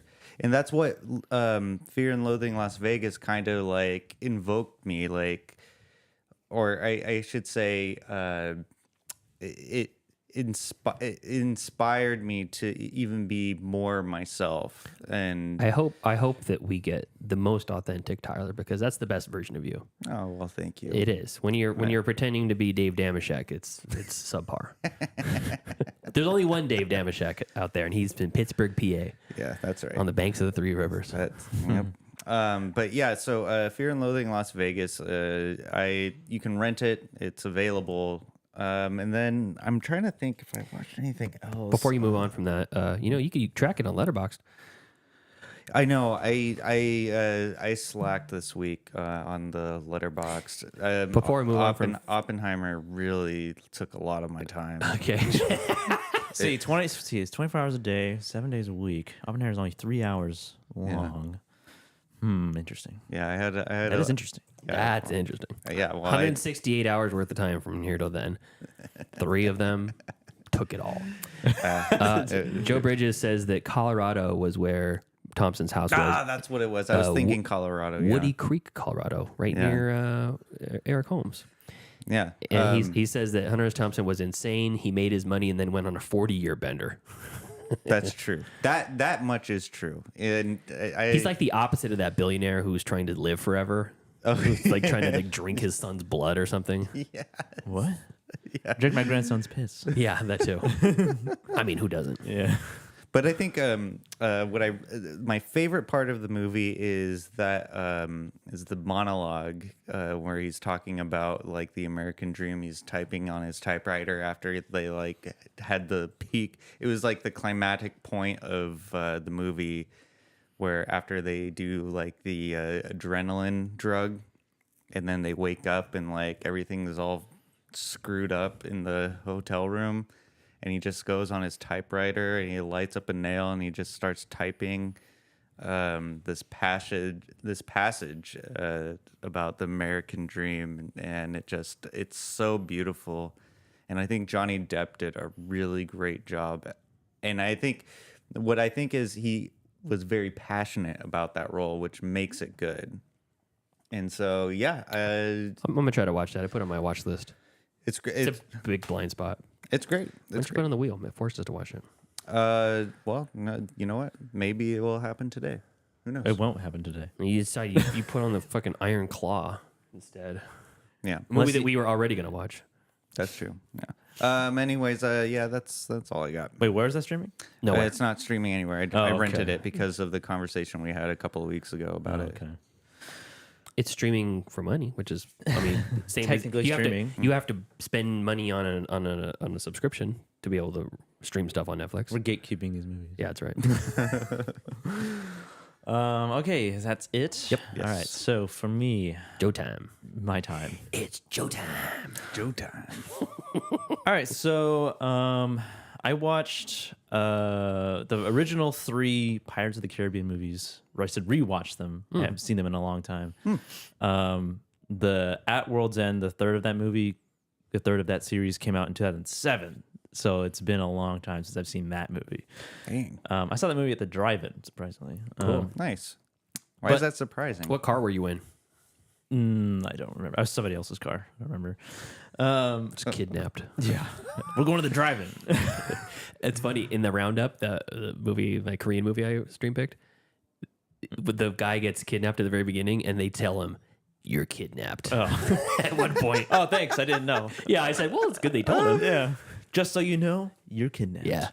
That's right, buddy. You got stick bugged. God damn it. So they made like 2 more movies after the original 3. I did not rewatch those. I actually have not seen them, I don't think. But the original 3, pretty good. Pretty solid movies. Pretty fun movies. Yeah. Not great writing in terms of dialogue. One example in the first movie when Will Turner meets Jack Sparrow or encounters him for the first time in his like blacksmithing shop, and they get in that sword fight. Jack Sparrow is like, they're like sword fighting, and then they're talking, and Jack Sparrow's like, "Who makes all these?" And then Orlando Bloom or Will Turner is like, he's like, "I do, and I practice with them every day." I like that line. And not just he goes, "I practice with them 3 hours every day." Okay, yeah, It's I know it's a Disney movie. Yeah. It's general audience. It's very general audience. But overall, they're pretty fun. The effects of Davy Jones in the second one, really, really good for its time. Unbelievable. Yeah, no, it was awesome when it came out. Yeah, not great writing, but they're fun movies to watch. Third one's a little too long, gotta say. Is the third one the one where he's running on he's got like the Aboriginal tribes chasing after him or something like that? No. It's the second one? It's the beginning of one of them. I think it's the beginning of the second. No, third one. It's been a while. Yeah, no, I think it's the third one. The third one, it's the weirdest one out of all of them. He goes into like the Phantom Zone or the locker, the Davy Jones locker. Oh, yeah. But it's like that episode of SpongeBob where Squidward is alone. Yeah. Alone. And there's like a bunch of Jack Sparrows that he's imagining. Yeah. He's developed schizophrenia. So when Homer goes into third dimension. But yeah, those are all pretty good. A fun time. And they're all like 2.5 hours, and the third one's like almost 3 hours. What would you say your favorite Pirates movie out of those 3 are? Probably the second one, Dead Man's Chest. That one's the introduction of Davy Jones and Stellan Skarsgård as his father, Bootstrap Bill. Bootstraps. And I'm really surprised about that answer because like my favorite one is the first one. I think and we should have the same opinion. Well, no, I'm just saying like my favorite one. My favorite one is the first one because you could finish that movie and be satisfied with not having like sequels or anything like that. Like it was just, like it's standalone. I guess so. It has a good ending with Barbossa and like their whole goal with like becoming mortal again and not being That's a great finale. not being cursed with being And he zombies. Says, and he says, "I feel." And then he dies. I feel. But you know what's crazy is at the end of the second movie, 2006, is that when that came out, they released the third one the next year. In 2000, They already had it in the can, basically. yeah, it's like as soon as they finished filming the second one, they immediately started filming the third one because the second one leaves on a big cliffhanger. Barbossa's back, right? Or a big reveal, which is that Sparrow is gone and Barbossa is back. He's back. I don't think it's possible to overestimate the cultural impact that like Jack Sparrow made into the cultural zeitgeist. Like I feel like most people, that is Johnny Depp's most well-known role at this point. I remember when that movie was announced, people were belly aching about it. Oh, They're yeah. like, how do you make a Pirates of the There Caribbean were riots. movie? There were like in the streets, people. The Disney adults are upset. It And was then like when- that scene in Hot Rod when the riot comes out of nowhere. It was really inspirational, and then people started rioting. Yeah. I remember people, like, even at my school, everyone's like, why would they make a movie off of a ride at Disneyland? They did it with Indiana Jones. Yeah. What? They made a ride into a movie? They made Indiana Jones into 3 movies. Yeah, exactly. Anyway, I think on a fucking monkeys riding horses. speaking of monkeys, well, not yet. Speaking of monkeys, I watched Last Stop in Yuma County. Oh, cool. Not streaming, I don't think. No, I don't you think gotta buy it. You gotta rent it. Rent it or buy it. You can rent it. Okay, so, so. you can rent it. Pretty good. Didn't like the performance of the main criminal, like the smart one. Richard Brake, really? Yeah, the old. I thought he was fucking great. I just trying a little too hard. Come on. Everything else was I'm gonna good. tell though. him you said that. Please bring him on. Yeah. You I follow him overdid on it. Twitter. You tried too hard to be creepy. No, he was creepy. No, that's He's just, Richard Brake. That's just he's his face. He's Joe Chill. I saw someone's review of that movie on Twitter, and it said, watch The Last Stop in Yuma County. Really loved it. Someone needs to cast Richard Brake as a warm, loving, like father figure. And he retweeted it and said, "Yes, please." Yes, please. It's like, I'm tired of being an asshole in movies. But yeah, pretty good, like chamber piece type movie. Solid, like really solid filmmaking. Yeah. Looks good. Great camera work. Yeah, it was not really a main character whatsoever. I mean, you start to follow somebody near the end, and that'd be Jim Cummings. But It's kind of like Reservoir Dogs, where it follows a lot of people throughout a short periods of time. but definitely worth a watch whenever you can get around to it. Faison Love, unrecognizable. I was like, that's the guy that's the manager of the Gimbals in Elf? Oh yeah, yeah. That's Big Worm 10 from a.m. Friday? Yeah. Santa's coming to town. Big Worm. The Apes. We reviewed the Apes movie. It's not streaming. It's still in theaters. People are going crazy. They're going ape shit. Yeah, that's a callback. Is it? Yeah, because Jack said something about the ape. Oh, about making movie puns. Yeah. Oh, I wasn't referencing that. Yeah. I think someone in the I think it was David Wingberg, I think, mentioned. He's like, he hates the clever pun built into the review. Oh, it's David Gulick, I think. I think you're right. I think he's right. Kingdom of the Planet of the Apes. It's not that good. It's not that good. It's worse than the 3. I agree with that. I still think I like it better than you did, but I think that the filmmaking part of it, the technical acuity of it, is good. And I like the Native American sort of subculture to the one tribe they're kind of following. But yeah, I know a lot of it was like this. I don't know. There's no compelling character like there is, like with Caesar. Like there's no.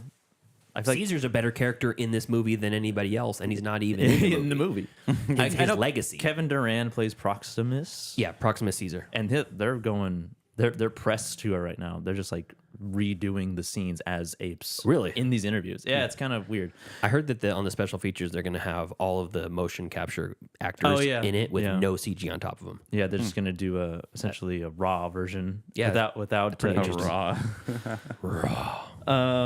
I watched Godzilla times Kong, what equals the New Empire. Oh, cool. And it was okay.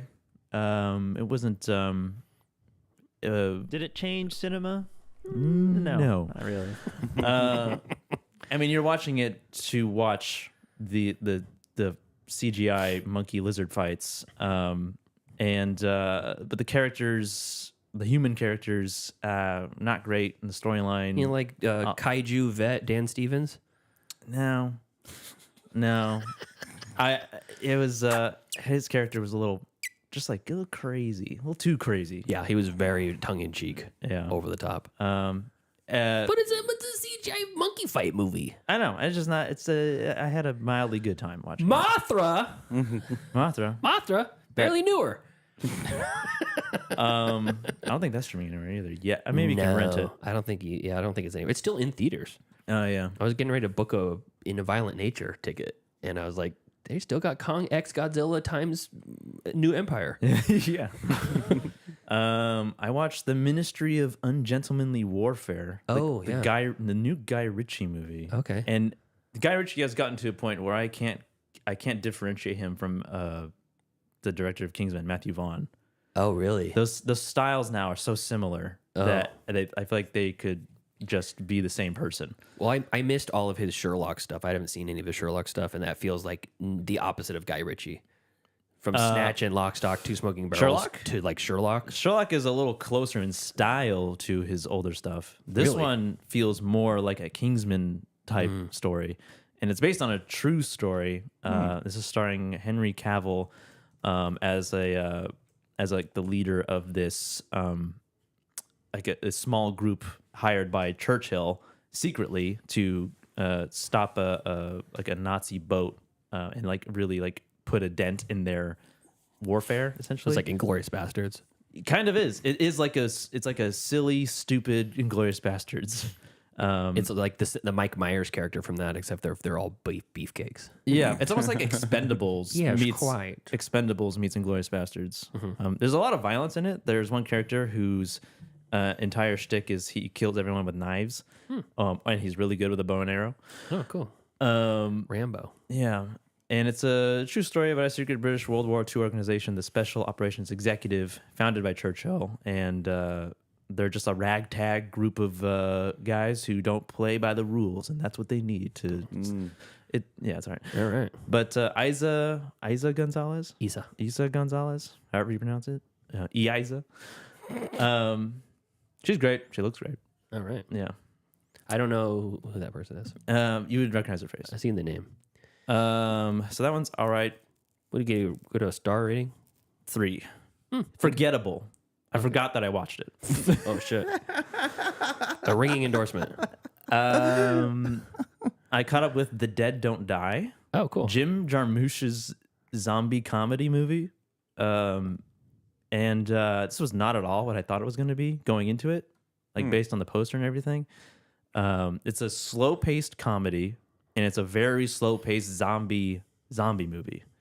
And it's kind of a divisive movie, I think. I think Jarmusch is kind of that kind of director. Yeah, I agree. And this is Adam Driver, Bill Murray, who play cops. And Adam Driver is a character who knows that they're in a movie. The name of the movie is a song by Sturgill Simpson, and that song plays on the radio. And Bill Murray's like, "Why have I heard this song before?" And Adam Driver's like, "Well, it's a theme song." Oh, from this movie, from that movie. Yeah. It is. I remember liking this one a lot. And it's I can see why it would disappoint some people, but I was still expecting something else, but I was still happy with what it gave me. It's the zombies themselves, when they show up, they are uttering words that someone is saying coffee, and another person saying cocktail. It's something that they were I don't know, addicted to before they died. It's on their brain. Yeah, it's interesting. They not just saying brains. No, they're just saying something that they want. And the zombies that say coffee, they are trying to make coffee or drink coffee and still kill people at the same time. Interesting. So that one's fun. That one's streaming on Max. I watched Tammy and the T-Rex. Don't you mean Tanny and the T-Rex? Tanny and the T-Rex. A movie that's streaming on Tubi, Pluto, and Shudder. And I think also Peacock. It belongs there. It's Paul Walker for a little bit, and Rest in peace. what's her name? The Charlie Sheen's ex-wife, Denise Richards.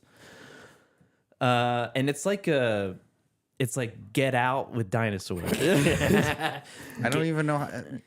Okay. There's like this scientist who has an animatronic dinosaur who wants to bring the dinosaur to life, but he needs a brain.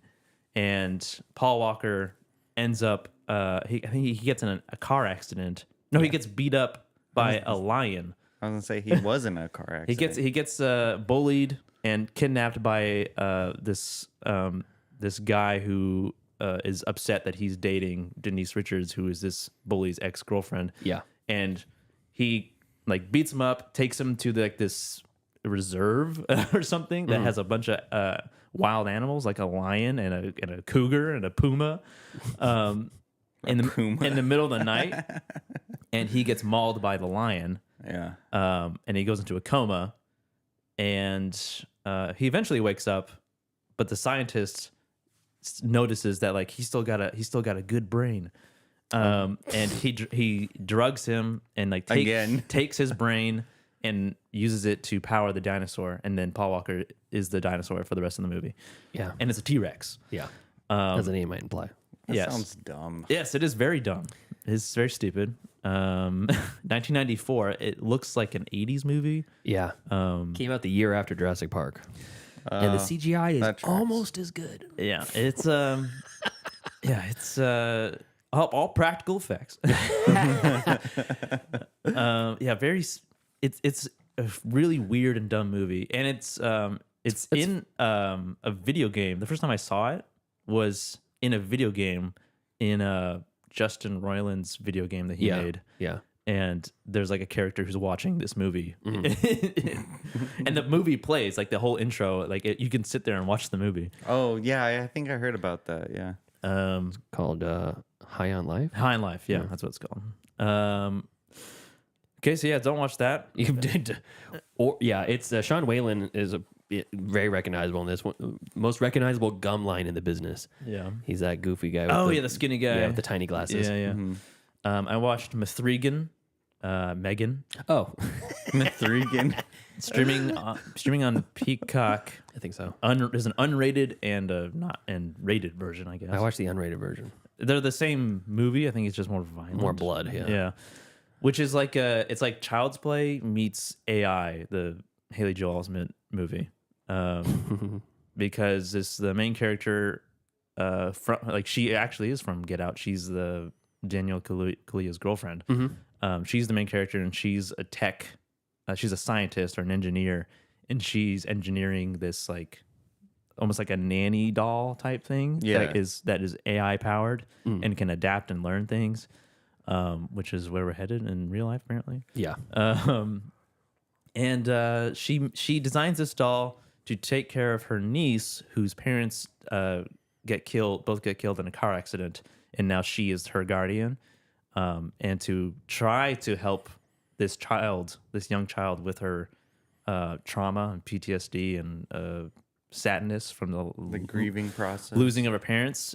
She is not a parent or anything. The aunt, she's not a she's not a good caregiver for children. No, not what she's a game designer, a toy designer. She's like a programmer or she's something. An engineer, programmer, developer, science brain. Her whole house is automated.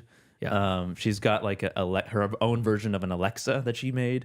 Cool in her house. It is cool, but she lives alone, and she's she's not a person to give. She's like Dev Patel's character in Chappie. Yeah. And as you would guess, a design of this doll would eventually be the demise of itself and everybody else around it. I was kind of hoping the whole movie would go and the doll would not turn evil. Yeah. It's all the It's trailers. a wholesome story. Yeah. It's got an interesting cast. It's got Ronnie Chang, I think that's his name. Yeah. He plays the CEO, and he's a comedian from Daily Show. but he plays like this. He kind of plays a comedic character because he's like a shithead boss. Yeah, exactly. But the movie is entertaining enough. Like, it was all right. It wasn't life changing or anything like that, but fun time. One of her coworkers, Cole, the guy kind of with the glasses. That's Brian Jordan Alvarez. Yes. The guy from Sitting. Sitting. Yeah. The sitting guy. Sitting is the opposite of standing. It was weird to see him in a movie. Yeah. He's got a show coming out. And then I rewatched Step Brothers. Oh yeah. For the first time in a long time. Nice. And it was it's pretty funny. Pretty funny It is movie. funny. I didn't realize that it was directed by Adam McKay. And this stars a bunch of people from Parks and Rec. Adam Scott and Catherine Hahn, who are, I feel like I want to say that they're a couple in real life, but I'm not sure. No, I don't think so. But yeah, pretty funny. I think Adam McKay was probably the funniest person in this movie. Adam Scott. Oh, yeah, you're right. Adam Scott. He does do a good job of being playing that asshole, like douchebag brother. You want to punch me, don't you? You both want to punch me. You both want to punch me. There is like some very like kind of I haven't had a carb in 3 years. un-PC language in this, but there's this one scene near the end where like they do that whole thing on the Catalina Island. They do the song. Catalina wine mixer. It's the fucking Catalina wine mixer. And they're about to hug, and then but before that they're like, "What should we do? Should we hug?" And then Adam Scott's reaction to that is so funny. Yeah. And then the awkward hug, because they've never done it before. I know, they're trying to like fight each other and hug at the same time. They're like just going into their instincts and like trying to gut punch each other as they're hugging. I hated this movie the first time I watched it. You did? Yeah. I found it so draining and like nails on a chalkboard. And then the second time I watched it, I'm like, okay, this is awesome. Okay, I get it. Yeah. I mean, like, what I think about this movie is that it's like it's like Adam Sandler movies where you can tell the actors were having such a great time filming it. If you watch, you should see the bloopers or the bloopers for Step Brothers. It's hilarious. Yeah, the dad, Richard Jenkins, and his is great. His reactions to his son. Dale, no power tools. Yeah, no power tools. And the fact that they're playing toddlers, basically. Yeah. They're playing like 40-year-olds, 10-year-olds. It's great. My favorite scene in that movie is where he's talking to when John C. Reilly's character is talking to Richard Jenkins. He's like, "What if she wants the young calf?" She got the pole. Yeah, she wants the young calf. We're men. We make our own hot sauce. We go shit with the door open. We go whitewater rafting. It's like, we've literally never done any of those things. It's so dumb. Yeah. But yeah, good movie. Nice. I haven't seen it in a long time. Like, I don't remember the last time I watched it. Yeah. Nice, good. Where's that streaming? This is on apparently YouTube, but that's not where I watched it. I think it's on Peacock as well. Yeah. I should really write this stuff down. It is streaming on Peacock. Yes. That's what I said. Peacock Fubo USA. Yeah. Oh, and then the long fart in the job interview. I'm wearing tuxes. Did you just fart? Is your name Pam? Pan? No, I didn't fart. P-A-N-M? Pan? Pand? Like Panda? Pand? I'm hearing a D. But yeah, that's all I watched. Awesome. Cool. Anything else? Nope. Okay, cool. So thank you to our cool ass yard duties. That's over on Patreon. It's patreon.com/middleclassfilmclass. And that's Heather Sachs, Javier, Ryan, Corbin, and Chris.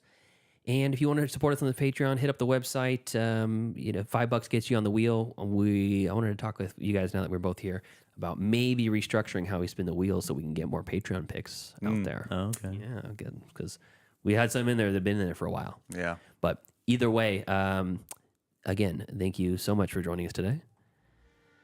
Follow us on Facebook, facebook.com/MCFC podcast, and send us an email. We'll read it on the show, mcfcpodcast@gmail.com.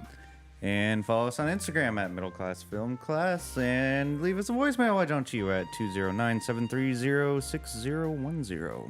And follow us on Twitter at Podcast MCFC and on TikTok at Middle Class Film Class. Thank you to Joe Bridges, Eric Holmes, and Bruce Perky, who have been in the chat. Also, Jack Fitzpatrick, who just joined us. If you want to get on the live stream, 12:30 every Saturday, Pacific time. We'll see you next time. See ya. See ya.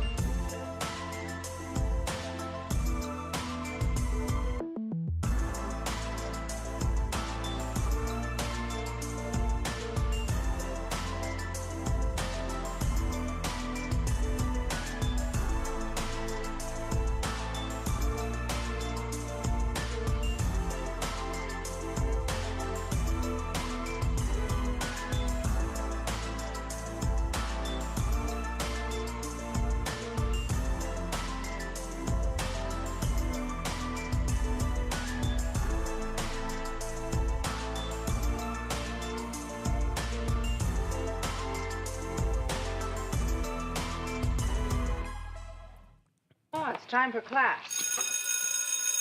Class is in session! Roll call! Bueller. I'm gonna be late for class. Bueller. Am I hallucinating here? Just what in the hell do you think you're doing? I'm late for class. You are mine now.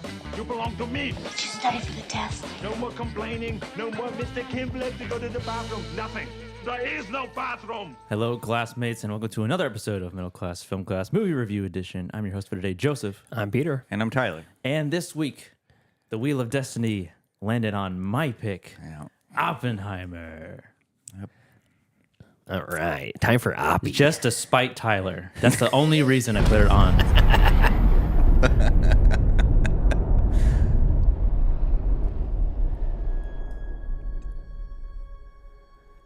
In a world where they needed a bigger bomb. They needed the first big bomb. And our imaginings horrify us. I don't think I've seen this. I haven't seen any trailers for Oppie. Like, why am I watching it? I'm going to watch the movie anyways. He was a really big fan of marbles. And they won't understand it until they've used it. That's what he said. Theory will take you only so far.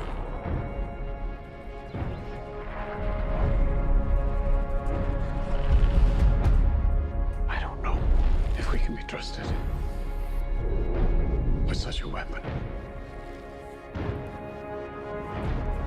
But we have no choice.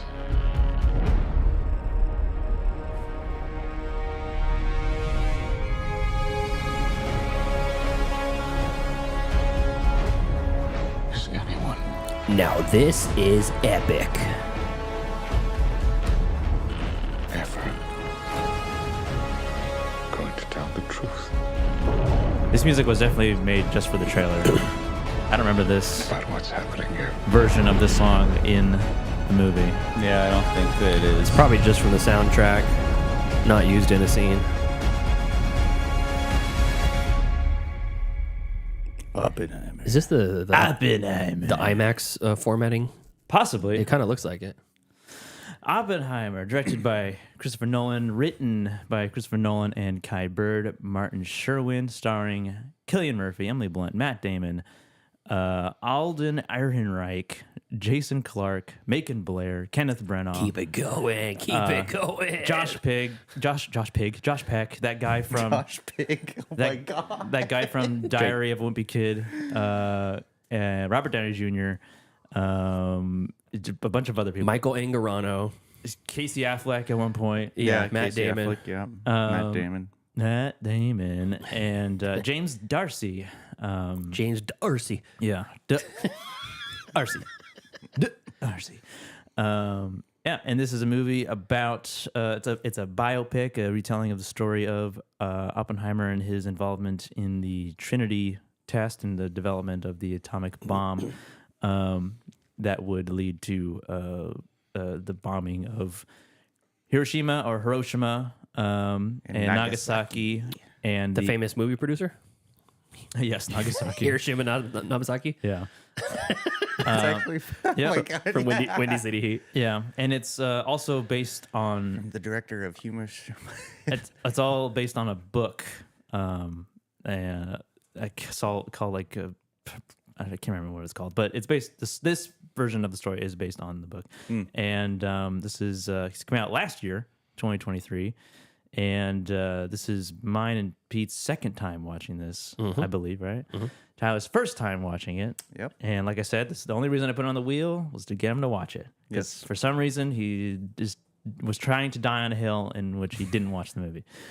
In his lifetime. The book is called American Prometheus. American Prometheus, yes. Yeah. So here we are. It landed on it finally. It's exactly 3 hours long. Yeah. I saw one that said 3 hours and 1 minute, which I thought was annoying because I remember it being exactly 3 hours and thinking, now this is the only 3 hour movie that I know of. No. and I can say 3 hours long. Yeah, it's 3 hours long, not at least 3 hours long. It's won 7 Oscars, but in total, in terms of like all the awards ceremonies around, it has 357 nominations, and it has won 346 times. That's 357, 346. Yes. What is that? 46. It's 11 miss. Yeah. 11 Not nominations wins. that they didn't win. Yeah. Damn, the odds are good. The hit ratio. What a ratio on that. Is high. Yeah. The KD ratio is on. It's like Shohei Ohtani. Yeah. Topical LA talk. But yeah, here we are landing on it. Cool. And we're all going to talk about it. Mm-hmm. And Pete, initial thoughts watching it a second time. Let me get this going here. I'd like to defer to Tyler first because I want to hear Tyler's. Since we've both seen it already. Because we already seen it. And I want to hear Tyler's unbridled. Actually, you know what I wanted to do before we did that? Okay, yeah. Because I wanted to predict what he thought about the movie. Okay, are you going to write it down? Yes, Don't say. All right. I was actually going to write it down, but I don't want to sway your thinking. That's what I'm saying. I don't want. You're not. I'm going to write it down in my phone. I was gonna like do a magician thing where you like write a piece of paper and then fold it. Like, I have here a prediction. I have this in a wet nap container that's never been opened. In the center of an orange is Tyler's rating for this movie. It's written on the back of the Ace of Spades. So I'm gonna just put. I'm gonna predict a grade. I wrote that down, and just some small notes of like what he might say. Okay, great. So we'll put Tyler on. Okay. All right, Tyler, your first time watching this out of spite, and I hoped you went in with a subjective or objective mind. Yeah, I did. Okay, I hopefully. did. No, I did. Okay. I did. I genuinely did. So I think this is a very beautiful movie, and it said it was shot for IMAX, correct? Yeah, you used IMAX cameras. Okay, yeah. You can tell because the movie, even on my computer screen, felt very wide and open, and I thought that was really well done. I think Cillian Murphy's acting is superb in this movie. I think everyone did. I didn't really like Matt Damon. I did like Casey Affleck. he channeled his who's the actor in Inglourious Basterds? Christopher Waltz? Christoph Waltz. Oh, Christoph Waltz. I think he was channeling that sort of acting into his character as well. However, I thought it was boring. I thought it was boring. What I did like about the story was like the emotional aspect of like realizing you just created like a new era in warfare, and having to grapple with that. I think I really like that philosophical aspect, but Christopher Nolan didn't lean on that too much. Like I thought it should have leaned more into that rather than the process of making the bomb. I think Oppenheimer is like, he always keeps saying he's like an awful person and everything, but like he doesn't try to not be an awful person. Sounds familiar.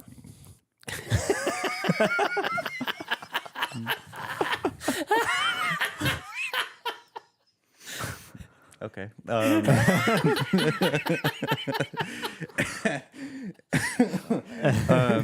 But all in all, I think you know what I was really thinking about after I was watching this movie and like meditating on it is I was thinking of the series Chernobyl, in which you have this like very complicated story, and for Chernobyl it was like cut up, and it was really compelling because it was cut up. I think Oppenheimer could have been like a miniseries rather than a 3-hour movie, because then you could have explored like the complexity of his character and like in the way where it comes up to making the bomb. It just felt very dense, and I felt bored like a lot of the time. Like there was some like towards the end, like I like really like sat up in my seat and I was like, oh, okay, things gotta sit up for this one. Yeah. After the bomb was dropped in the courtroom scenes, that's when he's sitting up. I think you know what, the bomb dropping was so anticlimactic. You know what I really like though in the end is like how Christopher Nolan was he was showing. He was like, it was like when Florence Pugh was like riding him in that interrogation room. I knew that's my favorite scene. You know me. Well, yeah, I did get a little. There was some swelling, but glad to have the hardest boner right now. But I liked how there was a bunch of like imaginary scenes, like of like the people he was interacting with, like their face like ripping off in like the bright lights. Okay. Yeah. So, I mean, there was some flashes of brilliance, but all in all, I think it was just too long. It was a little bit boring, and it didn't wrestle with the his struggle of accepting that he created a mass destruction weapon. So, yeah, I mean, yeah. But you thought it looked good. It definitely looked good. It was good. Oh yeah, and it performed good. well. It looked good, and yeah, the performances are done well, but the overall story I felt was lacking, and it was just too long. It was just way too long for what it is. Okay. I'm asking, what's your grade then? I'm just gonna ask right from. Oh, my grade? I'd give it a B. Okay. B. Okay. Well, B for Boppenheimer. You want me, okay, I will reveal what I've written down yes. here. Oh, I forgot about the magic trick. Yes. Yeah, all right. Draw your attention, please, I was to the close. front of the room. I was close. I wrote he gave it a B minus, and he thought it was technically good and kind of boring. Damn, very good, very good. I hate how you know me so well. I'm surprised that I don't know anything about film. I know, like, I shouldn't get into this now because there's a whole article about how John Carpenter says Oppenheimer and it's okay and all right. We're cut from the same cloth. Yeah, I feel like the John Carpenter, of all the people in the world, good. No, well, go ahead. finish John your thought. Carpenter I feel like that he's your spirit animal. Maybe so. Not Danzig. No, not not Danzig. Danzig. It's like you have the look of Tom York, but more the whole overall vibe of John Carpenter. Yeah. Except for John Carpenter doesn't give as much of a fuck, and I feel like Tyler's crushed by the weight of expectations about his entire life. You know, it's funny. I found, as we all are in I this found generation. this article, from IndieWire, where it says John Carpenter says Oppenheimer is okay. This article came out like the beginning of May, and when I saw it, I screenshotted it and sent it to Pete, and I'm like, this is what Tyler's gonna think. Yeah, he did. He did. Yeah, spot on. I guess I'm that predictable, huh?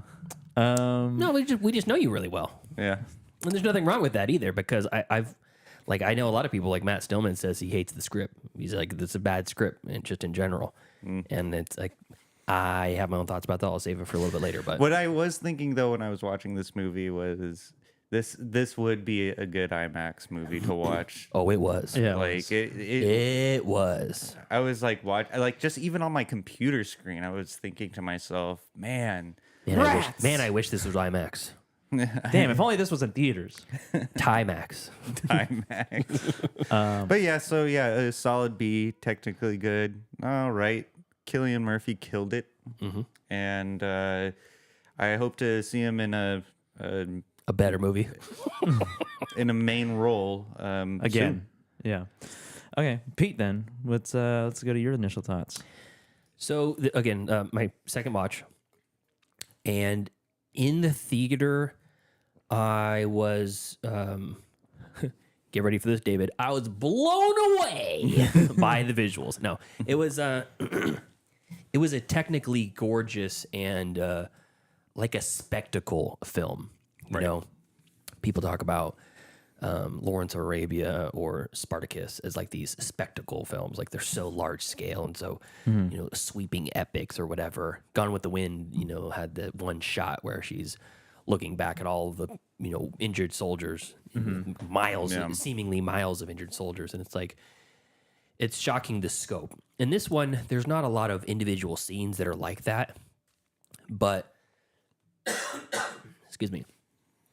Being able to kind of explain how Oppenheimer, the man, got to where he was, and being able to, because 3 hours is a long run time, but on a biopic about somebody that's that interesting, that really chooses to take almost an entire act for the one small portion of his life, which is constructing the bomb. It's like, take that act out of it, and you still have 2 hours of movie to put the man that we know as a name, but know almost nothing about, and show him to the world. Somebody like Ray Charles or Johnny Cash, those biopics, like I didn't know all the specifics about them, but you can kind of infer. Grew up in the South, kind of a tough upbringing, raised around soul music, interesting checkered past with drugs and alcohol and things like that, and womanizing. It's like, okay, par for the course. It's an interesting biopic about an artist that we all know, and we know nothing about the person. With Oppenheimer, it's like, I don't even know the fucking guy's name before this. It was just J. Oppenheimer. That's how I knew him as. And even in the movie, you don't even find out what J stands for. He says nothing. Do you know? No, I mean, I don't know his actual the first name, but Johann. It's actually Cosmo. Okay. No, it's like Homer Simpson. It's Homer Jay Simpson. Oh yeah. So you're taking Nolan is taking this amazing undertaking, this feat of taking a personality who's responsible for arguably one of the most impactful inventions of our entire lifetime. Yeah. That could have potentially been the most significant. What if Germany or Japan won the war and bulldozed over America? Now, there's arguable, they talk about how we dropped the bomb on a country that was already basically ready to surrender. But at the moment, before all that happened and before Germany, surrendered, it could have potentially been this like world-ending thing. Yeah. For our side of the world, right? Yeah. And the landscape of just the idea that we all know what a nuclear arms race is and a zero end game, we all know what that concept is, and nuclear fallout and all that is because of this. Right. And so it's just this like amazing person that we know nothing about. And I feel like after watching this movie, I know a lot about Oppenheimer. I know who the man is. And I can see the world through his eyes, and I can see what made him tick, and I can see the flaws and the good and the bad. And I'm putting myself in the scenario of like, I see how it would be considered evil to not to build the bomb. Yeah. I can see how it would be considered like the right thing to do for national security. Because if they have their finger on the button and we have our finger on the button, but our button's not hooked up yet, neither is theirs. It's like a race to hook up the button, you know? Yeah. I mean, he said when that his one short friend said, I can't participate in this. And he's like, well, it's either them or us. Yeah, David Crummel's character. Yeah. Bernard from the Elf, from the Santa Claus, I mean. Yeah. Anyways, that undertaking of Christopher Nolan being able to tell that story is really a feat and making it interesting to me. And I know you were bored with it. When I was held captive in the theater and watching it, I didn't feel bored. I kind of thought I was going to feel bored at home watching a 3-hour biopic that A, I'd already seen before, B, is 3 hours long about not like it's particularly like an action, exciting character. It's like a brain, you know? But man, the second time, it's so much better in my opinion. And I still liked it the first time, mainly because of the spectacle and the feeling and the fantastic score that just never stops. All those reasons, the great acting and all this stuff. But there was a lot of things in the first time around that I'm thinking, why do they have to have the naked scene, you know, with Pew? And why do they have to have him sitting nude on the chair? Why do they have to? How convenient that she pulls the book out and says, "Here, read it in Sanskrit. I am become death, destroy your worlds." Yeah, and you're like, I didn't like that. I still didn't like that on the second watch, but in at home, watching it at home, I was still captivated by the whole thing. And knowing how all the characters play into it and knowing all the different moving pieces and stuff, it made it that much more enjoyable to watch on a second time. Fantastic filmmaking, in my opinion. Really, really good. And all of even the highfalutin sort of high concept sort of stuff where he's talking about seeing into other dimensions and you see these shifting shapes and speckles and dots and spinning atoms and stuff in the air. And you're like, pretty much sure Joseph told me that's all done practically. It's all done in camera. Oh, really? Yeah. And old school ways like milk screens and stuff like that, or whatever, you know, backlighting on, you know, sand and water and things like that. And it's like, that could seem really out of place and hokey and cheesy and this and that. Or it can be almost like too artsy, like Terrence Malick doing the Tree of Life thing with the planets and stuff. I could see how people interpret that as too artistic and, what's the word I'm looking for? Pretentious, yeah. Seemingly important, but not important. With this, it's almost like you just see a glimpse into Oppenheimer's brain. Right. And you're like, my brain doesn't work like that, but his brain does. Why? Who knows why? Right. The other thing that really struck me the first time, but the second time still, the fucking cast that Nolan gets from this. Yeah. Kenneth Branagh for like 2 scenes. Fucking, you know, Benny Safdie in a really memorable role. Benny Safdie. You know, Josh Hartnett, Josh Peck, Michael Angarano from Gentlemen Broncos. Yep. You know, it's like literally just keeps coming. Every person is well, it's an opportunity to work with like arguably one of the greatest directors in the industry right now. Sure, but you can put that on your resume. I worked on an Oppenheimer. And I'm not saying the ability for Nolan to capture them, but the use of each one of them felt right. Even Dane DeHaan was just in it. He didn't even have like a speaking part barely. He had like 2 lines in the room with the big flower centerpiece. Yeah. Other than that, it was just like he's just out there brooding, and you're like, he's the red herring for who gave the papers away or whatever. Yeah. You know? Right. So much stuff to love about this movie. I'm really glad I got to rewatch it because at 3 hours, I probably wasn't going to revisit it for a while, and I don't have a physical media copy of it. I figured probably not going to be watching this for years. As soon as I finished it, I went and ordered one online. Yeah. So I got the disc coming now because it's even better the second time. Yeah. Cool. I wrote down my thoughts, so I'll just kind of do my own letterbox. Like an essay on there. All right.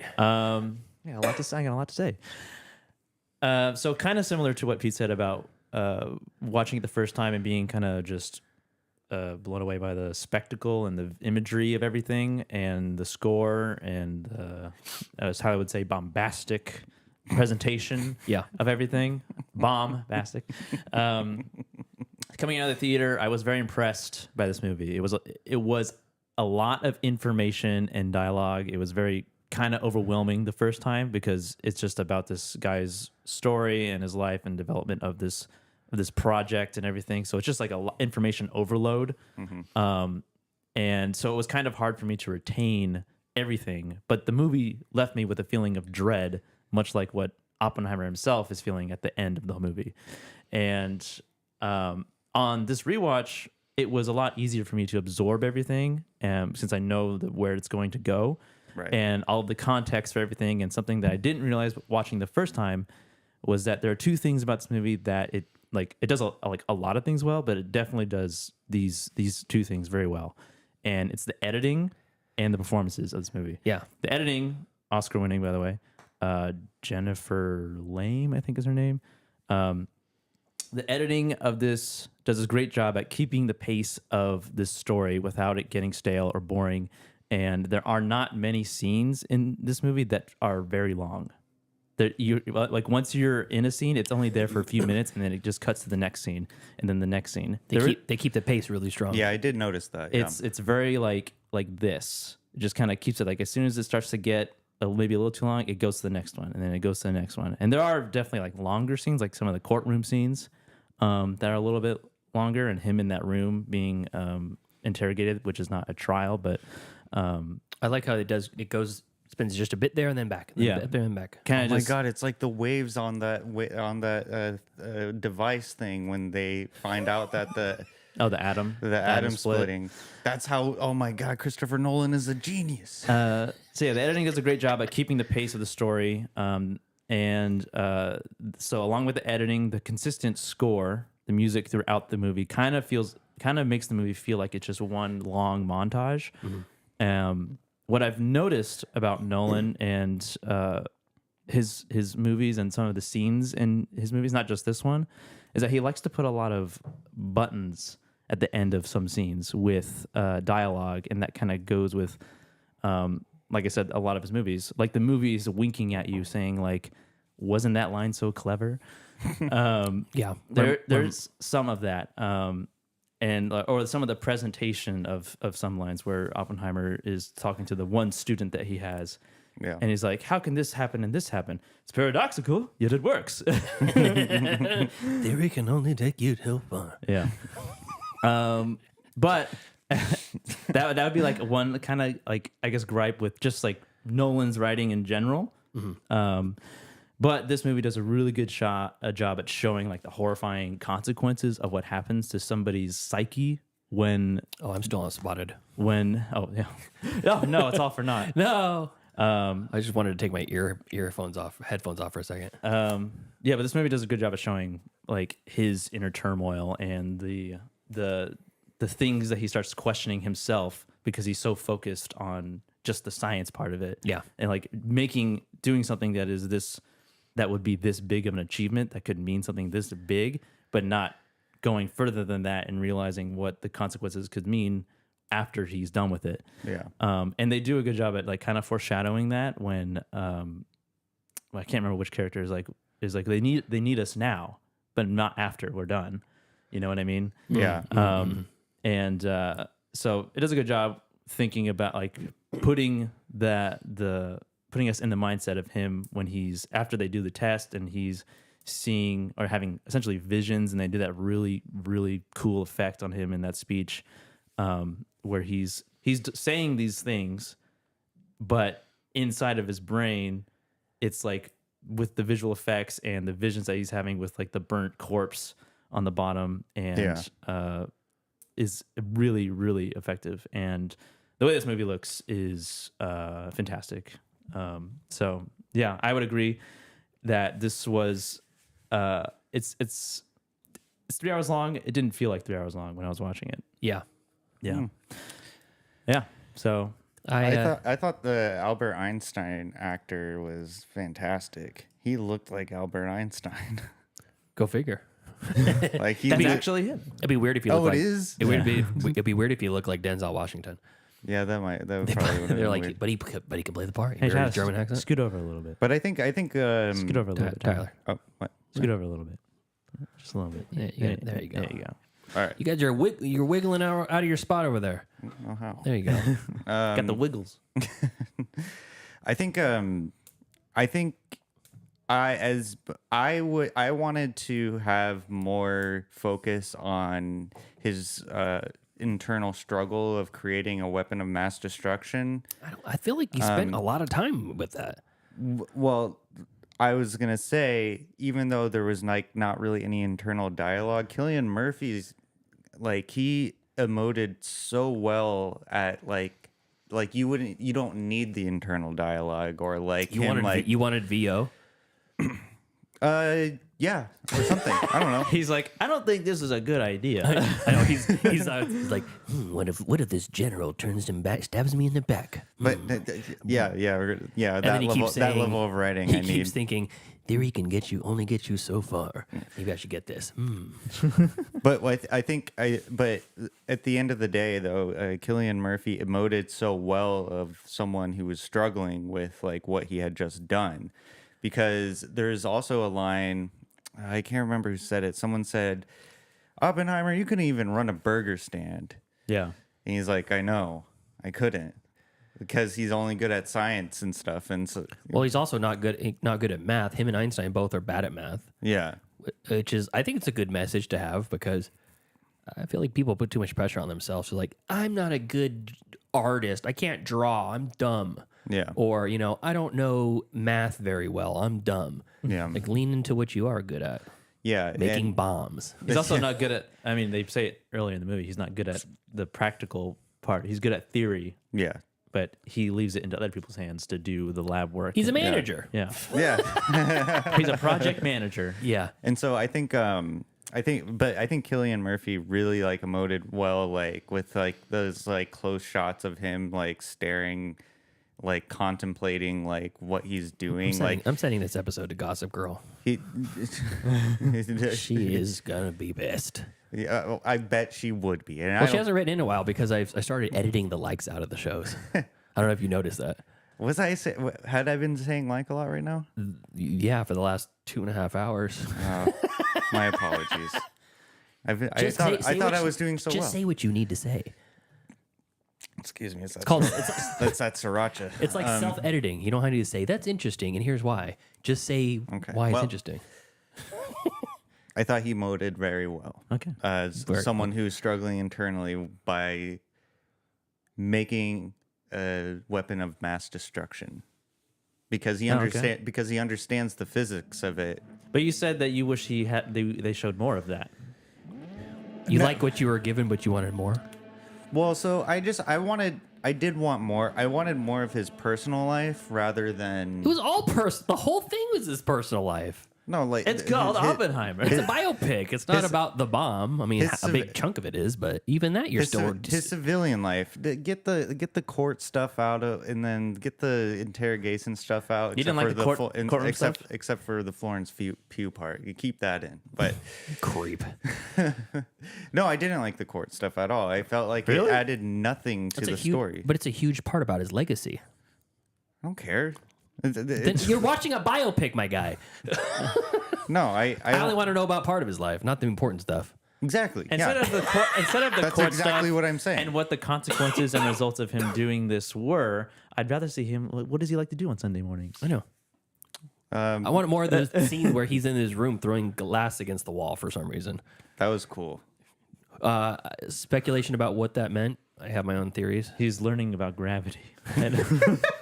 What do you think? What do you think, Tyler? I don't know.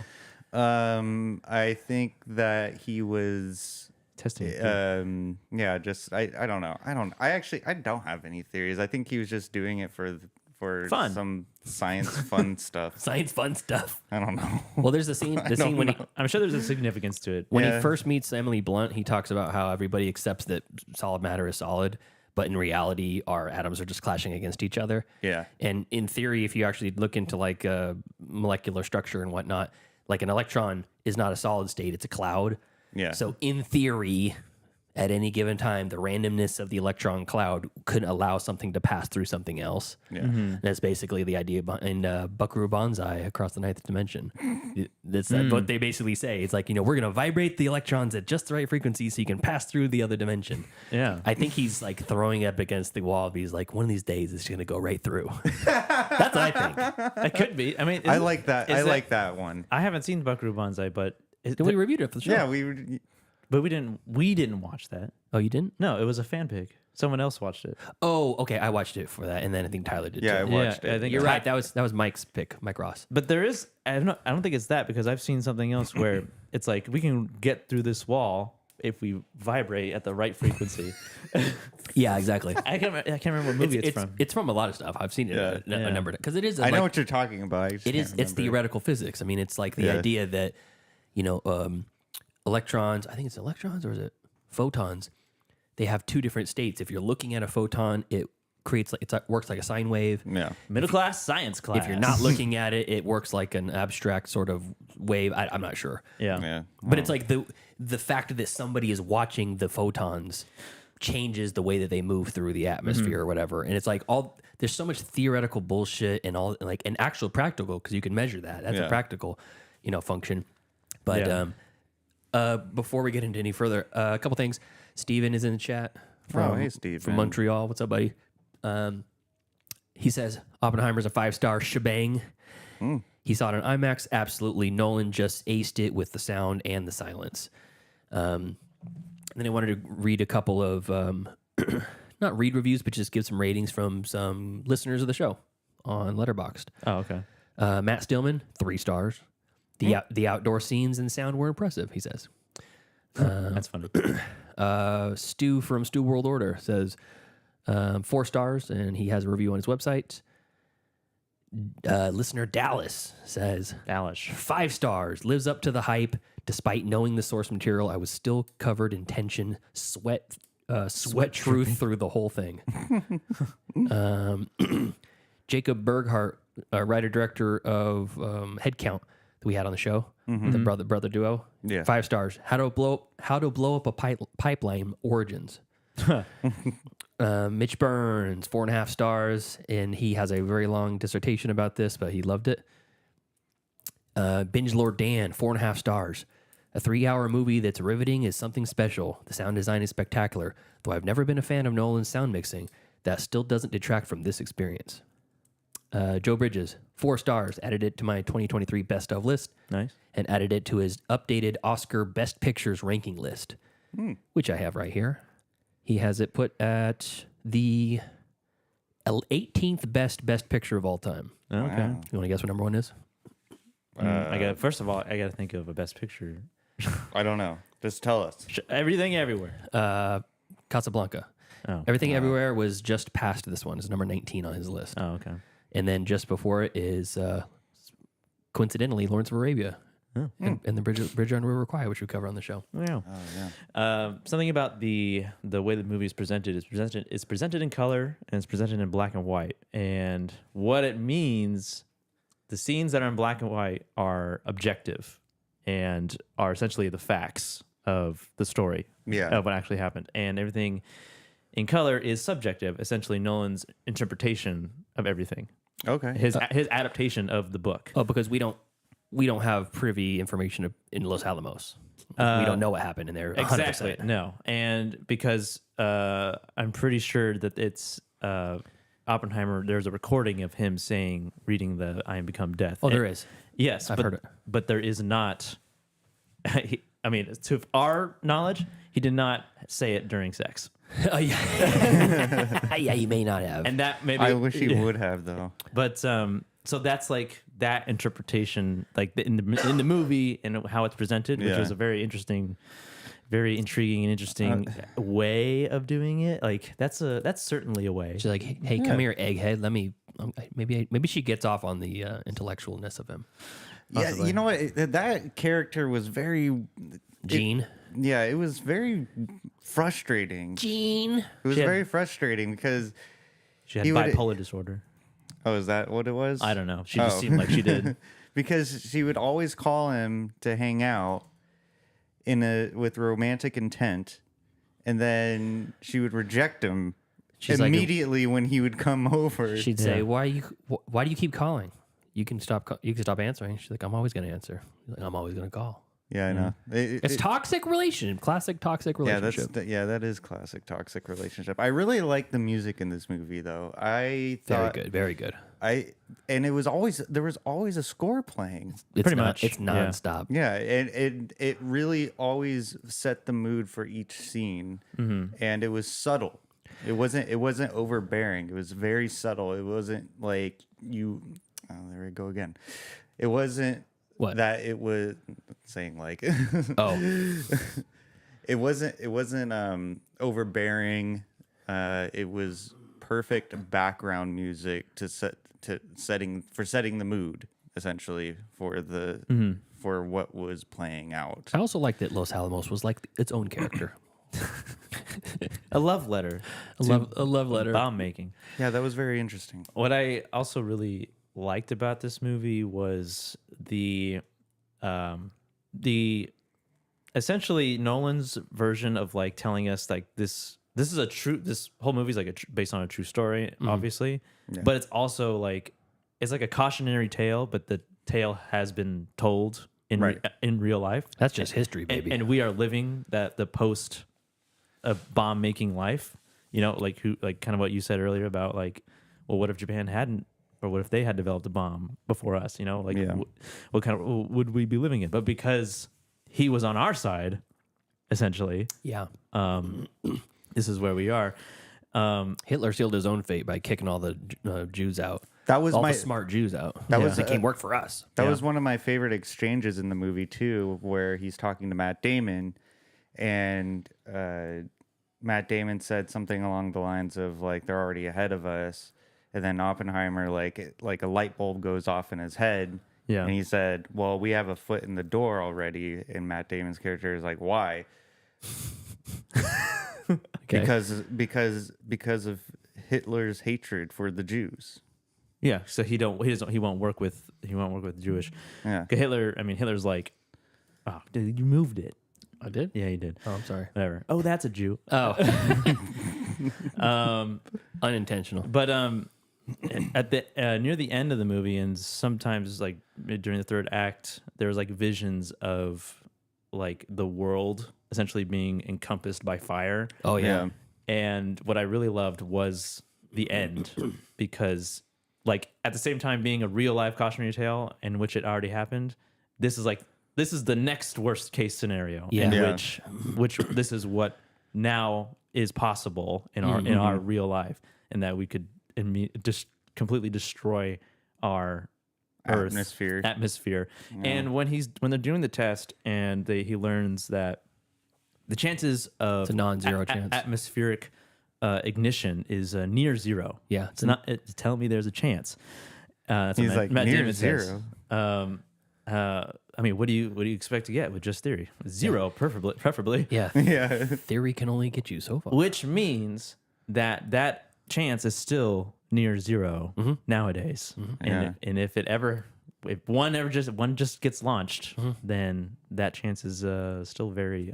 Then we're all going to the vault. We're all going to go to Fallout Town. Why are people so stupid?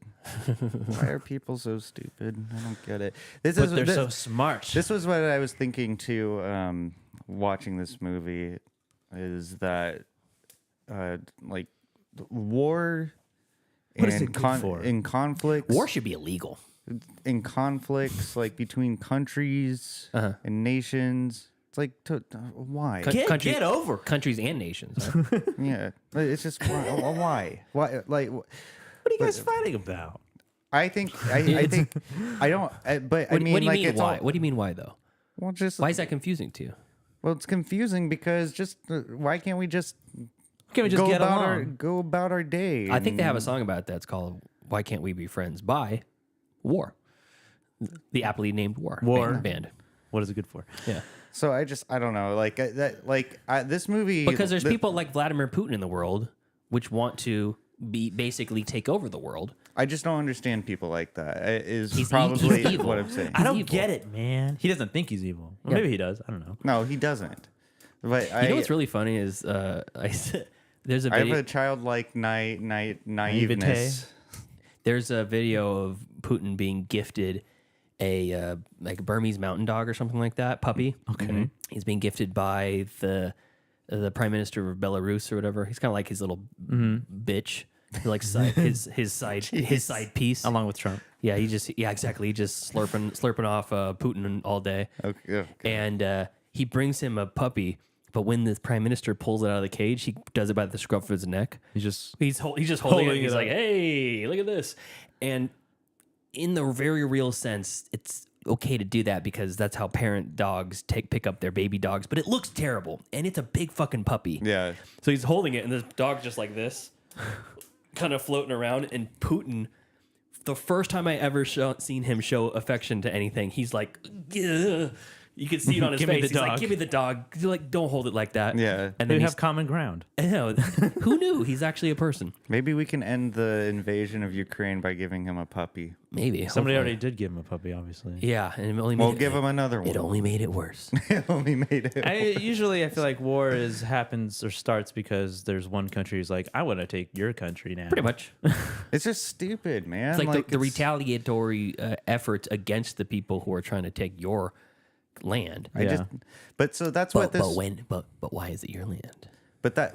So that's what this movie like kind of. Your land is my land. My land is your If land. someone tries to take America's land and we fight back, the Native Americans are going, "Oh, okay. I guess thanks."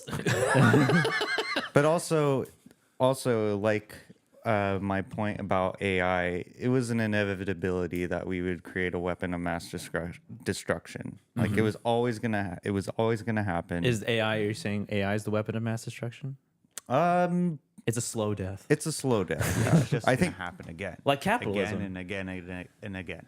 Yeah, I mean it's an inevitability. Like so, like God damn it. So I was just thinking how Oppenheimer, he had to bear this weight because he had to do this. Like this wasn't a this wasn't a choice for him. He was the only person who could do this. In theory, that's not true because Matt Damon chooses him because he has something to lord over him. He has his communist ties, so he has basically. He's holding him hostage. He's holding him hostage, essentially. And he's like... Oh, I didn't really think about that. They say it in the movie at some point. He says, you chose me on purpose because I have skeletons in my closet. Yeah. That's right. Yeah. And so who knows who it could have been? Oppenheimer or could have been somebody else? I don't know any other scientists that era besides Einstein. So yeah, I don't either. No. I liked... Teller. Who? Teller. Now, Benny Safdie. Oh, yeah. Oh, Benny Also, Safdie. Niels Bohr. Yeah. I liked him. What's his name? Branagh. Kenneth Branagh. Yeah. Yeah. He was good. Oh, totally forgot. Gary Oldman's in this too. It's the president. Yeah, for a brief moment. Yeah. Which is an exchange that actually happened. Like he called him a crybaby. Get this crybaby out of He's here. basically like Foghorn Leghorn, Harry Truman. In this. Now I say you get this crybaby out of here. I say. Now you telling me you're sad that you dropped a bomb on a bunch of? Well, I'm not going to say what he said, but Well, yeah.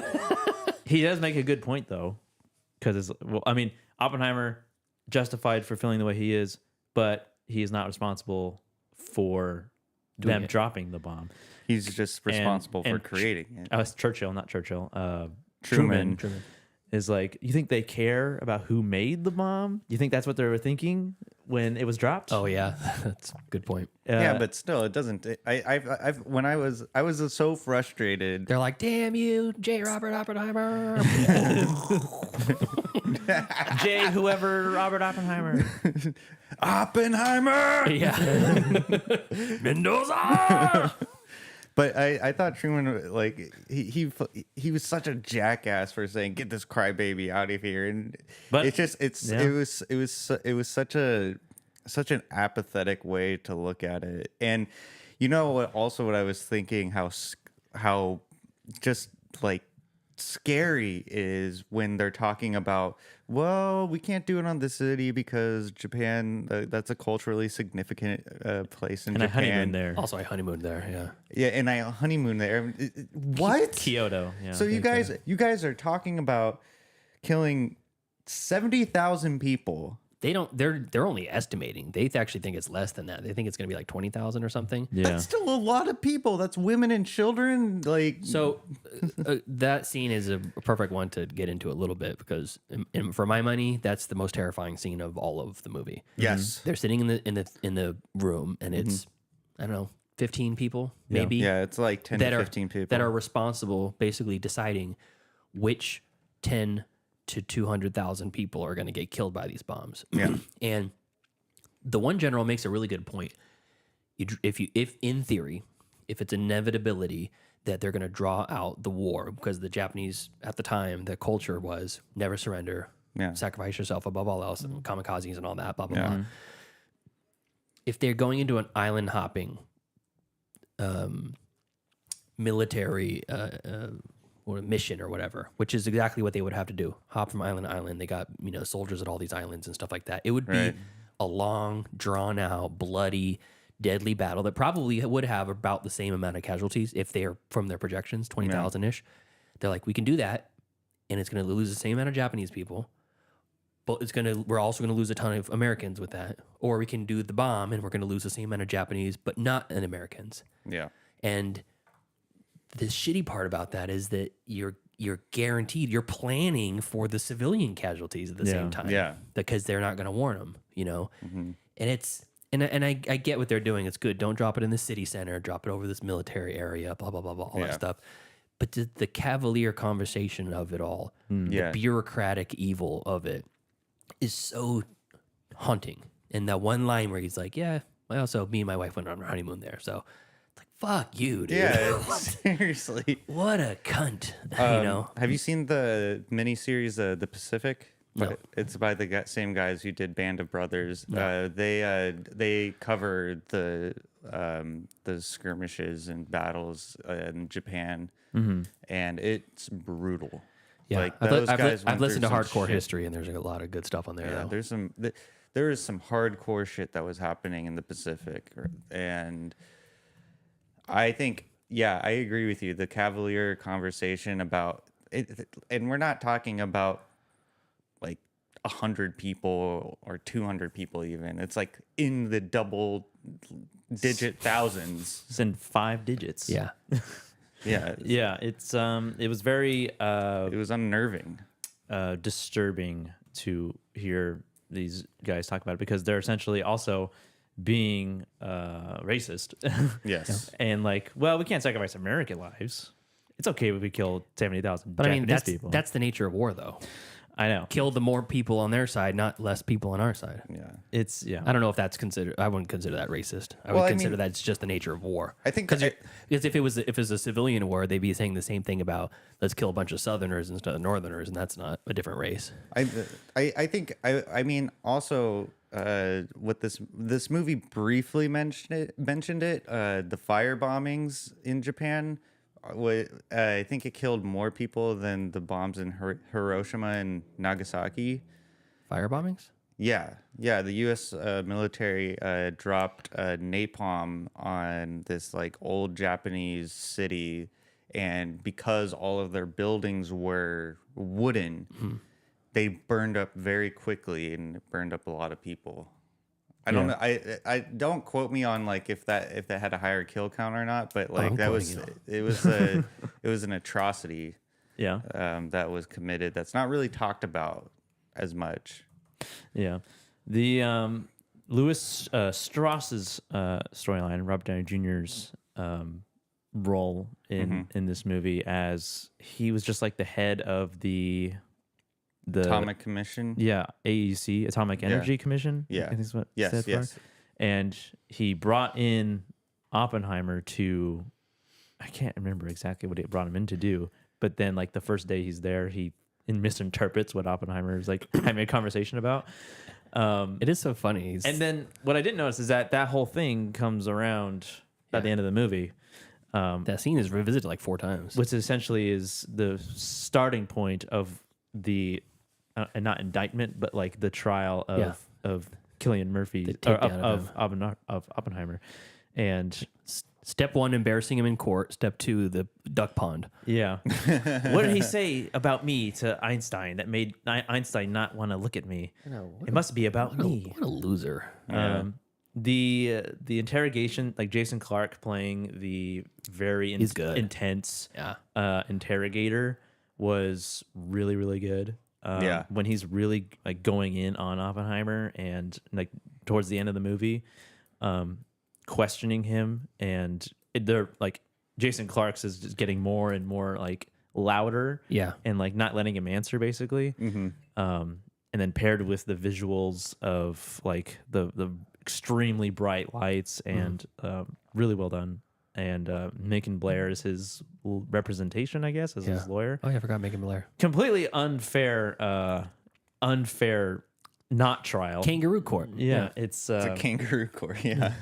It's extremely, and on purpose too, from Louis Strauss. And obviously it didn't work in his favor in the end of the whole thing because Rami Malek said one thing. And he was kind of a comedic character, Rami Malek, because there's one scene where he's like trying to get Oppenheimer to sign something, and he's like, he knocks it out of his hand. Yeah.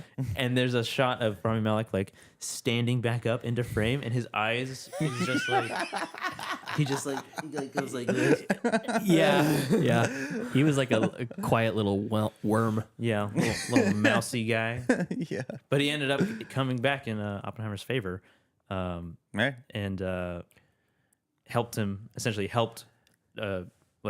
make Strauss's case I don't know, basically just illegitimate. Basically, it brought the truth and the reality of it all to the light. But what about this, Mr. Strauss?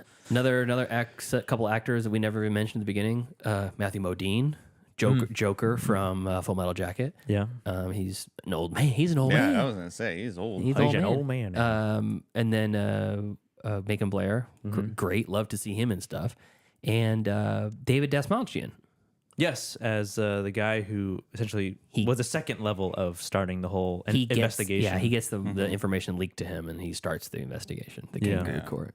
I feel like on the second watch, it was a little bit more obvious that obviously it was Strauss who gave him the file. I figured it the whole time with the first time, but I will say in theater, I didn't really appreciate Downey Jr.'s performance. I was just like, yeah, he's fine, and he's playing the part okay. Yeah. But now seeing the machinations of his whole machine put in place to take down Oppenheimer, seeing his little nuance of that, what it actually meant, it was a lot more effective. And I'm like, okay, yeah, maybe he did deserve the Oscar. Yeah, and even Alden Ehrenreichs, and I don't know if he was like his lawyer or something. He's his aide. Yeah, he was aide. And his kind of turn also on Strauss as well. Was good to see. It was nice to see. Also, Jack Quaid, another person. God damn, there's so many people. Oh yeah, in this. I saw Jack. Yeah, he's playing bongos to his heart's delight. Yeah, I know, Bongo Man. He's like in 2 scenes. He has bongos. I remember seeing. I was just like, hey, that's Jack Quaid. Wow, great, awesome. Yeah, they didn't even tell him that cameras were rolling in that scene. They just he was just poop poop bap poop poop bap. Yeah, and someone's like, "Hey, Nolan, should we tell him to stop?" Like, we've been rolling for 10 minutes, wasting that IMAX film. Emily Blunt's performance as Kitty, like an alcoholic, good, troubled partner to Oppenheimer. Yeah, she was good. At first, and the first time I watched it, I was like, she was okay. But the second time, it landed on me a little better. Yeah, I agree. That scene where I think it's when he gets approved for the project or something like that, or that it was when the test was successful. Oh yeah. And he comes home and he is like, it was successful. She's just like, let's celebrate. Like, no, she's already drunk. Yeah. And the kid's crying. And then I go to him all goddamn day. Yeah, and then like her mood, like the immediate change to her mood was really effective for me because clearly she was hammered. Yeah, and so she was wanting to get some of that bird, and then as soon as she knew that it wasn't gonna happen, she was like, "Yeah, fine, fuck you." Yeah, they do. The movie does a good job in painting Oppenheimer in like a very not great light because he. In real life was not a great person as well. Yeah. and they don't make you like you are kind of rooting for him, but you can sympathize with him, but yeah, he's like obviously he's and they say in the movie that he's a womanizer and he cheats on he's constantly cheating on his partners. And it's like it's such a weird relationship that Emily Blunt's or Kitty knows that and knows that he went to see. It's a lot more common back then to see Jean. Is like you went to go see her, and you said you had to see her. Why did you have to see her? Well, she said she had to see me. So yeah, I wanted that to be. The vision of her killing herself and or being killed. Yeah, I was confused about that a little bit. I'm assuming that in reality, it wasn't 100% confirmed. It's just like a suspected suicide. Yeah. But he said there were barbiturates in her bloodstream, blah, blah, blah, blah, blah. So maybe it wasn't. Maybe it was foul play. Yeah. In one scene, it looks like she drowned herself. And the next scene, you can see the gloved hand on the back of her head. And there was a scene previous where it looks like she was being followed. Yeah. Yeah. So it's it's ambiguous. I appreciated that. I think that if we don't know, then and it's a biopic, why make it so why answer pointed? It one way or the other? Well, it's interesting too because you can assume because of the way her character is portrayed as being like a quote unquote crazy person. Oh my gosh, you can't say that. What, crazy? Yeah, you can't. That's say that. Wait, that's off of our can't say it. Vernacular now. Okay, mentally ill. Thank you. Since she was portrayed as mentally ill, you could assume that suicide would have been an obvious reason for her demise. Alibi, or like no one would suspect otherwise. Right. Like, oh, big surprise. And so if big surprise, look at that nut job over there. But you can't say nut job either. I'm sorry. Like I don't know what to say. But if the FBI was following her, they would know her behavior and patterns, so they would know what to do to. Because she was also part of the party. She was deep in the Communist Party. Yeah, because that's where they met. Yes. And at the same time, like he's going out to see her, but they're not allowed to leave because of the knowledge that they have and what they're doing there. Yeah. And if he were to tell her what he's doing there, and she's a communist, or she was associated with the Communist Party at that time, that like the American government and communism at that time was not favorable for communism at all, to say the least. Yeah. And that was an interesting subplot of the movie, of like his brother being in the party and Oppenheimer having associations with it and making donations to the Spanish Civil War resistance, which was very interesting because at that time, I think at the time when we went to see it the first time, I was reading For Whom the Bell Tolls, which is a story about the Spanish Civil War. Oh, okay. And I was like, oh, I'm reading a book about that right now. Look at you, Mr. Book. Yeah. Oh. Haladi-da. You think you're hot shit because you know words. I read words. So I just thought that was kind of interesting, parallel at the time. I got a couple things I want to read specifically about Oppenheimer's accent. Robert Oppenheimer's father was a German Jewish immigrant. Mm-hmm. His mother's father, Robert's grandfather, was also a German Jewish immigrant, but she was born in New York, and she spoke American English. They were part of the American high society, and Robert's father had learned British English from an Oxford tutor, and most of his German accent was replaced with an Oxonian accent. Oxonian? Oxonian from Oxford, England. They spoke only English, and Robert learned German from study. So he basically had an American-sounding mother and a British-sounding father, both speaking English in the household. So very similar to how, because his affectation is a little strange in this. Yeah, I worked with story. I worked with a guy, you know him, Don. Yeah. Who he had a real similar way of talking, kind of like that. Pete, I don't know what you want me to do with these goddamn people. I know I didn't fall off a turnip truck yesterday. He had that real kind of sing-songy way of talking, and then talking in phrases. It's interesting that you bring that up because I had to keep reminding myself that Oppenheimer wasn't from like Germany or anything like that. He was from New York. Yeah, because his accent it doesn't traditionally sound So American. a little bit of that, like kind of transatlantic. Yeah, a little bit. Right. Another thing about this, like the Jewish kind of side of the story, because he is Jewish and he is sending money to help them over there. In them over there. Come on, we're getting canceled for sure. Them. You can't say them. Can't say them. Why we can't say unless them? you're talking about the Ant movie from the 50s. Oh, sorry, thems over there. I think Yeah, we just exactly. need to. We'll start the first ever sign language podcast. There we go. And I can't remember who he's talking to, but he's like, it's not your people they're killing over there. Yeah, and that was a really good line. And he was like, "Oh, that's a Jew." Yeah, there, exactly. I like Krumholtz's character of Robbie being like extra Jewy.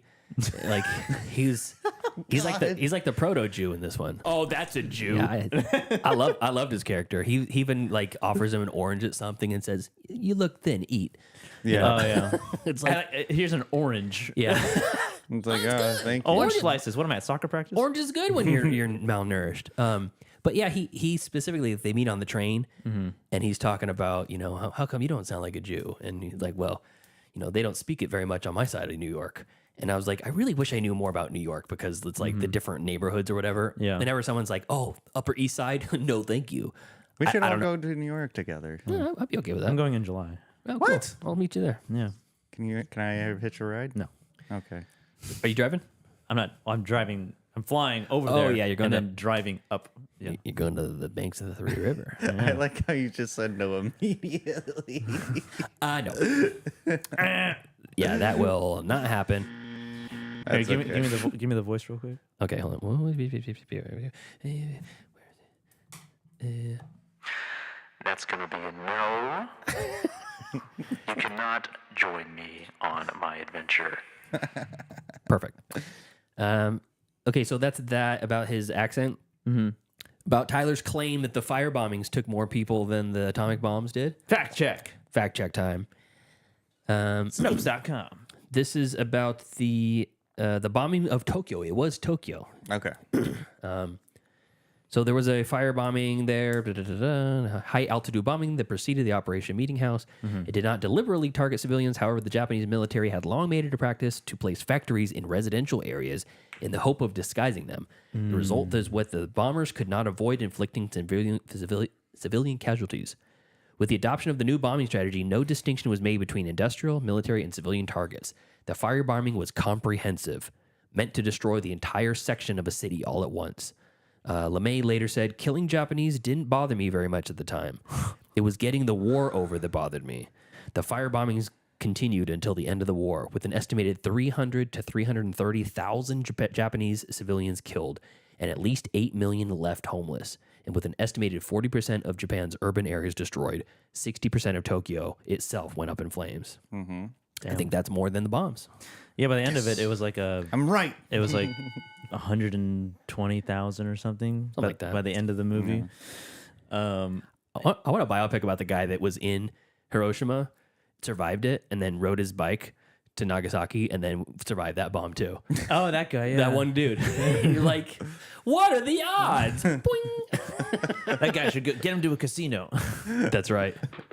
Gotta go to Nagasaki. Oh, God. Gotta hit the strip. Yeah, that's right. Our elderly Japanese listeners are loving this. I mean, yeah.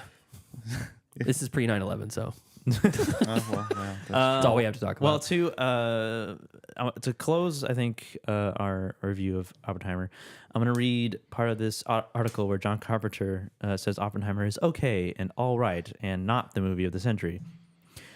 The Thing director called Nolan's Best Picture-winning historical drama just okay in an interview for a newsletter called Last Donut of the Night. Oppenheimer was okay. It was all right. Everyone's praising it as the movie of the century. I don't know about that. But is Carpenter a fan of Nolan's films in general? He says, yeah, I guess, sure. Thank God. A ringing endorsement. He is my spirit animal. The director instead pivoted and pointed to another 2024 Academy Award contender saying, I don't want to talk about things that I haven't enjoyed. I liked Maestro a great deal. I thought that was terrific. Oh, God. Yeah. All right, you lost your credibility. Tyler, you got to watch Maestro now and figure out if you agree. Okay. And it turns out that Carpenter wasn't crazy about the Barbenheimer craze as a whole. The filmmaker told the newsletter his thoughts on Barbie, simply stating, "Did I like it? No comment." Well, Carpenter had more than a few comments about Barbie in 2023. "I can't believe I watched Barbie. It's just not my generation," Carpenter said. "I had nothing to do with Barbie dolls. I didn't know who the Ken doll's sidekick Alan was. I mean, I can sum it up. She says, 'I don't have a vagina.' And then at the end, 'I'm going to a gynecologist.' That's the movie to me." Wow, how reductive. Yeah. Well, that I can disagree with him. I love Barbie. Yeah. And then Oliver Stone also has chimed in. Called the movie an infantilization of filmmaking before watching it. This is about Barbie, so not about. I'm not gonna read that. Okay. So yeah, I think that's wraps it up on our review of Nolan's historical biopic epic. Yeah. Oppenheimer. Let's get into some grades. Pete. Oh, Oppenheimer. Oh, JJJ. Robert Oppenheimer. That's right. Cillian Murphy. This is it's borderline A+ for me. I give it an A. Nice. Yeah, it's very, very good. Not quite a 5-star. And I'll tell you that the stuff that took it away from me was the cheesy Hollywood small lines, like the buttons at the end of the scene, where there's a number of things where it's just so. It's funny because it almost made me look back at some of Nolan's other stuff, like Batman Begins and Dark Knight, where he does the same. He does that in the Batman series. Yes, too, yeah. he has a great. I mean, he's got the hallmarks of a lot of his movies.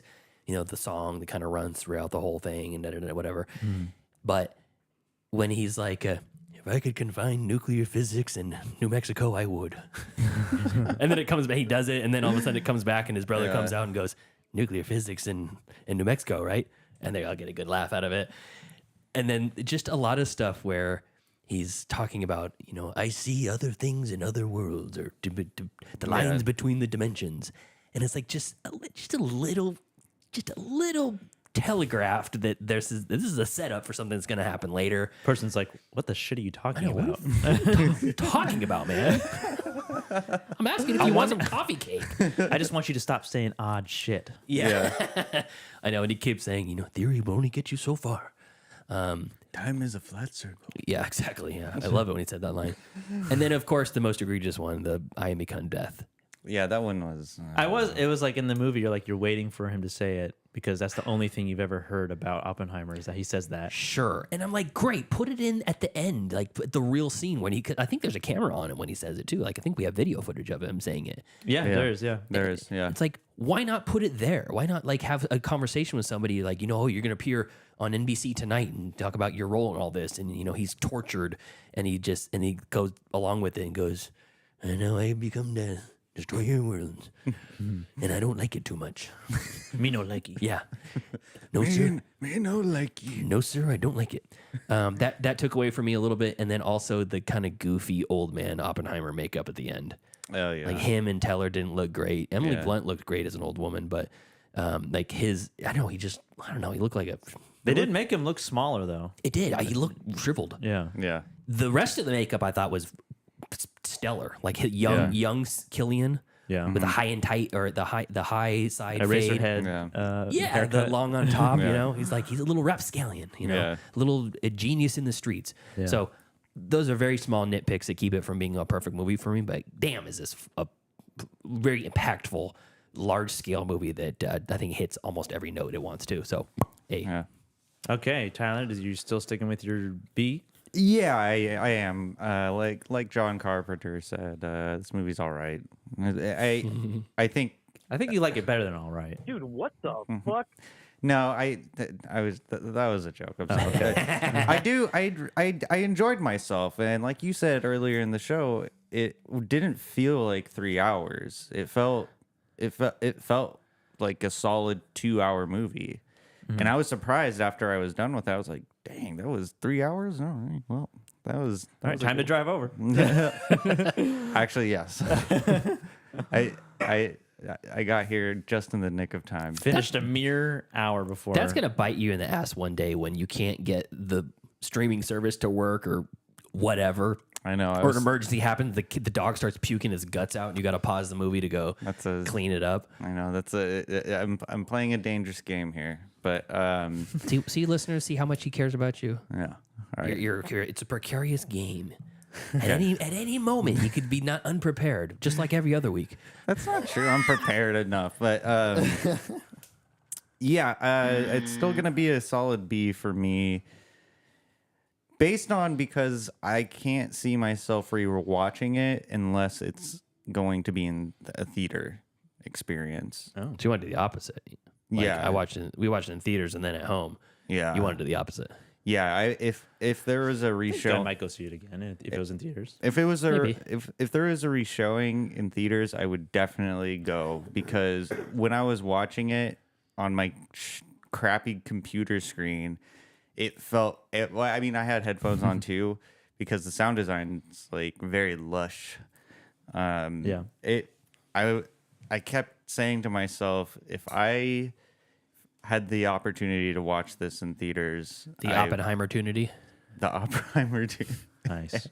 But yeah, solid B for me. It's a like I said, it's a solid movie. Okay. Also, he's really a big fan of the Florence Pugh scene. No, I want you to see you fuck. Yeah, those Florence Pugh scenes. Oh my god! They got my motor. That is an interesting scene from Emily Blunt's, from Kitty's perspective. Yeah, that part was cool because like I did like that. It's because she knows what he's doing or has done on the side, and she's staring him down, or staring her down, it's staring at him, the ghost of Jean, and just like knowing that like this is what's happening on the side, and like it was very odd because this is Nolan's I think first R-rated movie, maybe, and because he has made his other movies more accessible in terms of the age groups that he can get to go see it. So it was a good venture into, and his interpretation of sex scenes are interesting. Very I feel like he's projecting. Insomnia and Memento both were rated R, but ever since then it's been PG-13. Okay. All right. So I will also give it a borderline A+. A. Like a real close. I know it's close for me too. Real close, and for similar reasons to Pete. Yeah, it just very tiny nitpicks about some of the dialogue, and you're all tease. You're edging me right on the edge. Some of the writing, the old makeup didn't bother me too much. It was more jarring. It's such a small scene. Yeah. It's like it's hard to really nitpick that much. Yeah, it was just jarring to me. Just seeing like, oh, he's like 79 years old. Benny Safdie, I didn't expect Teller and Benny Safdie's character to be that kind of pivotal in Oppenheimer's story, and Emily Blunt having so much disdain. I love the character. Like, you shook his fucking hand. Yeah. I'd be pissed too. Like he like has done this shit, and you're like saying thanks for coming. Like, yeah. Sometimes a handshake, even to an enemy, it means a lot. You're my frenemy. It's almost like I'm man enough to be able to look in the eyes when you're stabbing me in the front, you know? Yeah. But yeah, A, solid A. Real like, just a little bit better on a rewatch. Nice. Really, really entertaining. So that was Oppenheimer. Mm-hmm. And now it's time for the Wheel of Destiny. 1 wheel, 8 slots, 3 hosts. This is the Wheel of Destiny.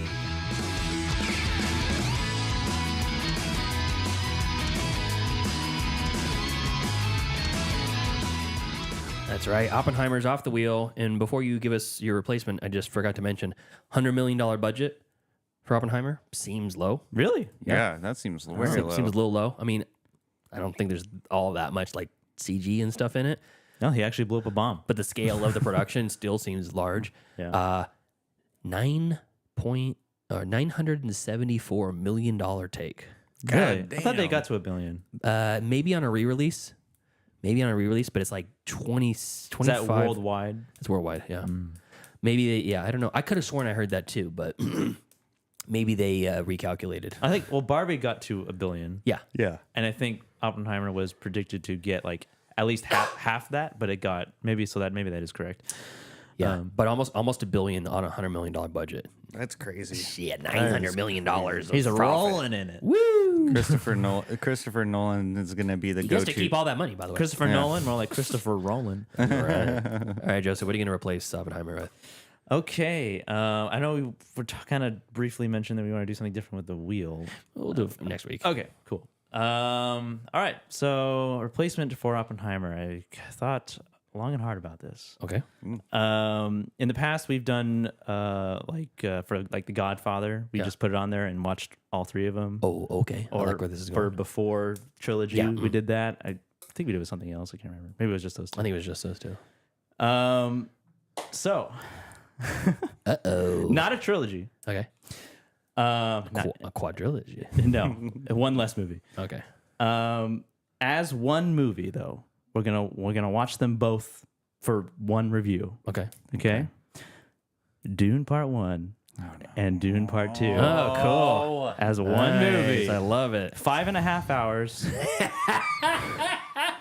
Tyler, you cannot watch that the morning of the show. I can't. No, I'm gonna. It's gonna have to. I'm gonna have to spread it out. Damn it. Yep. Why? Why are you sad or upset?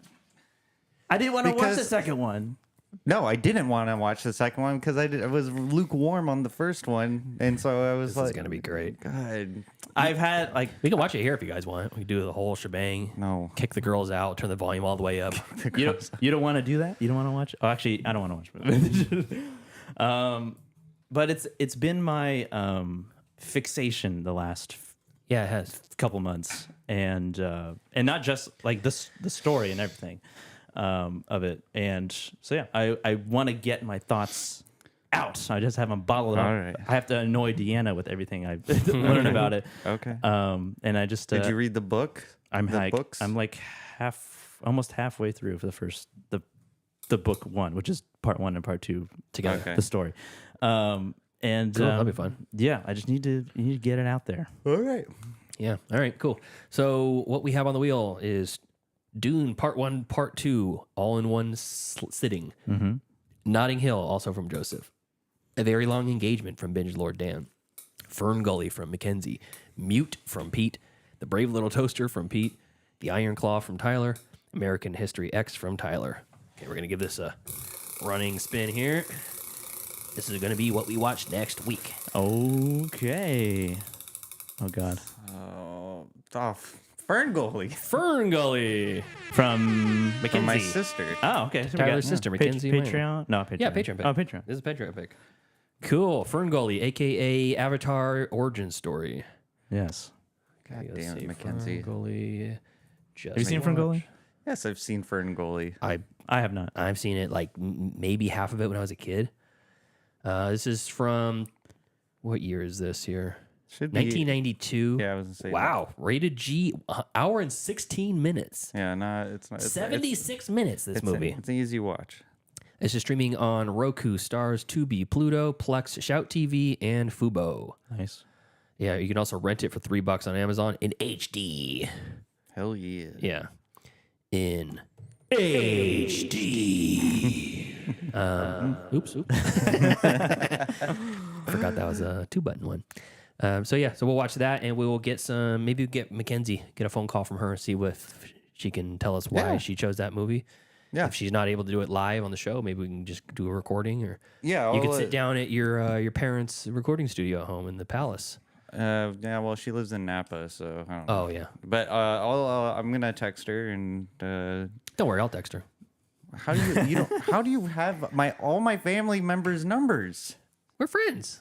We're friends. Yeah, we're friends. Okay. Anything else you guys wanted to share or bring up in the discussion before we say goodbye?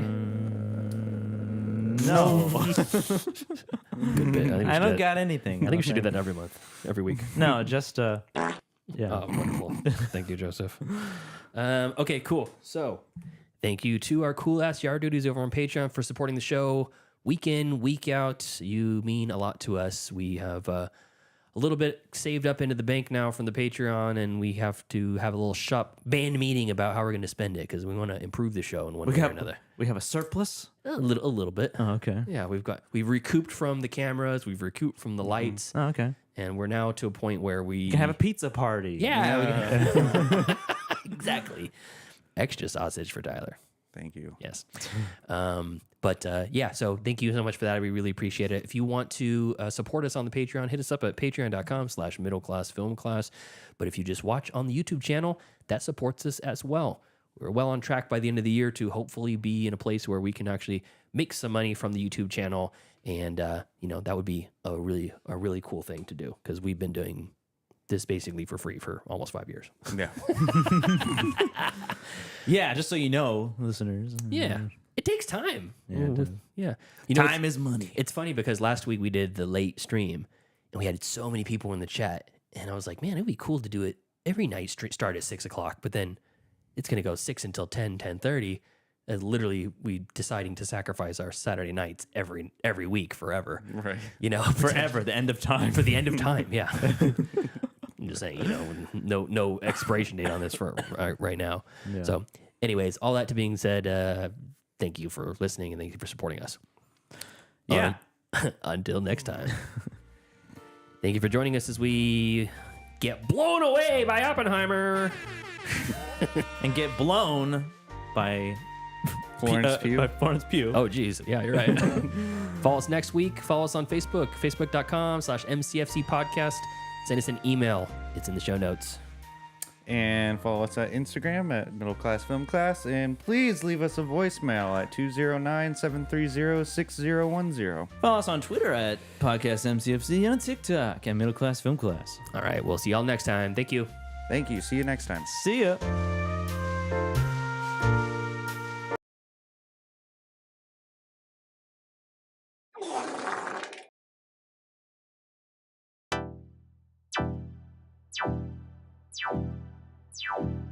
Ciao.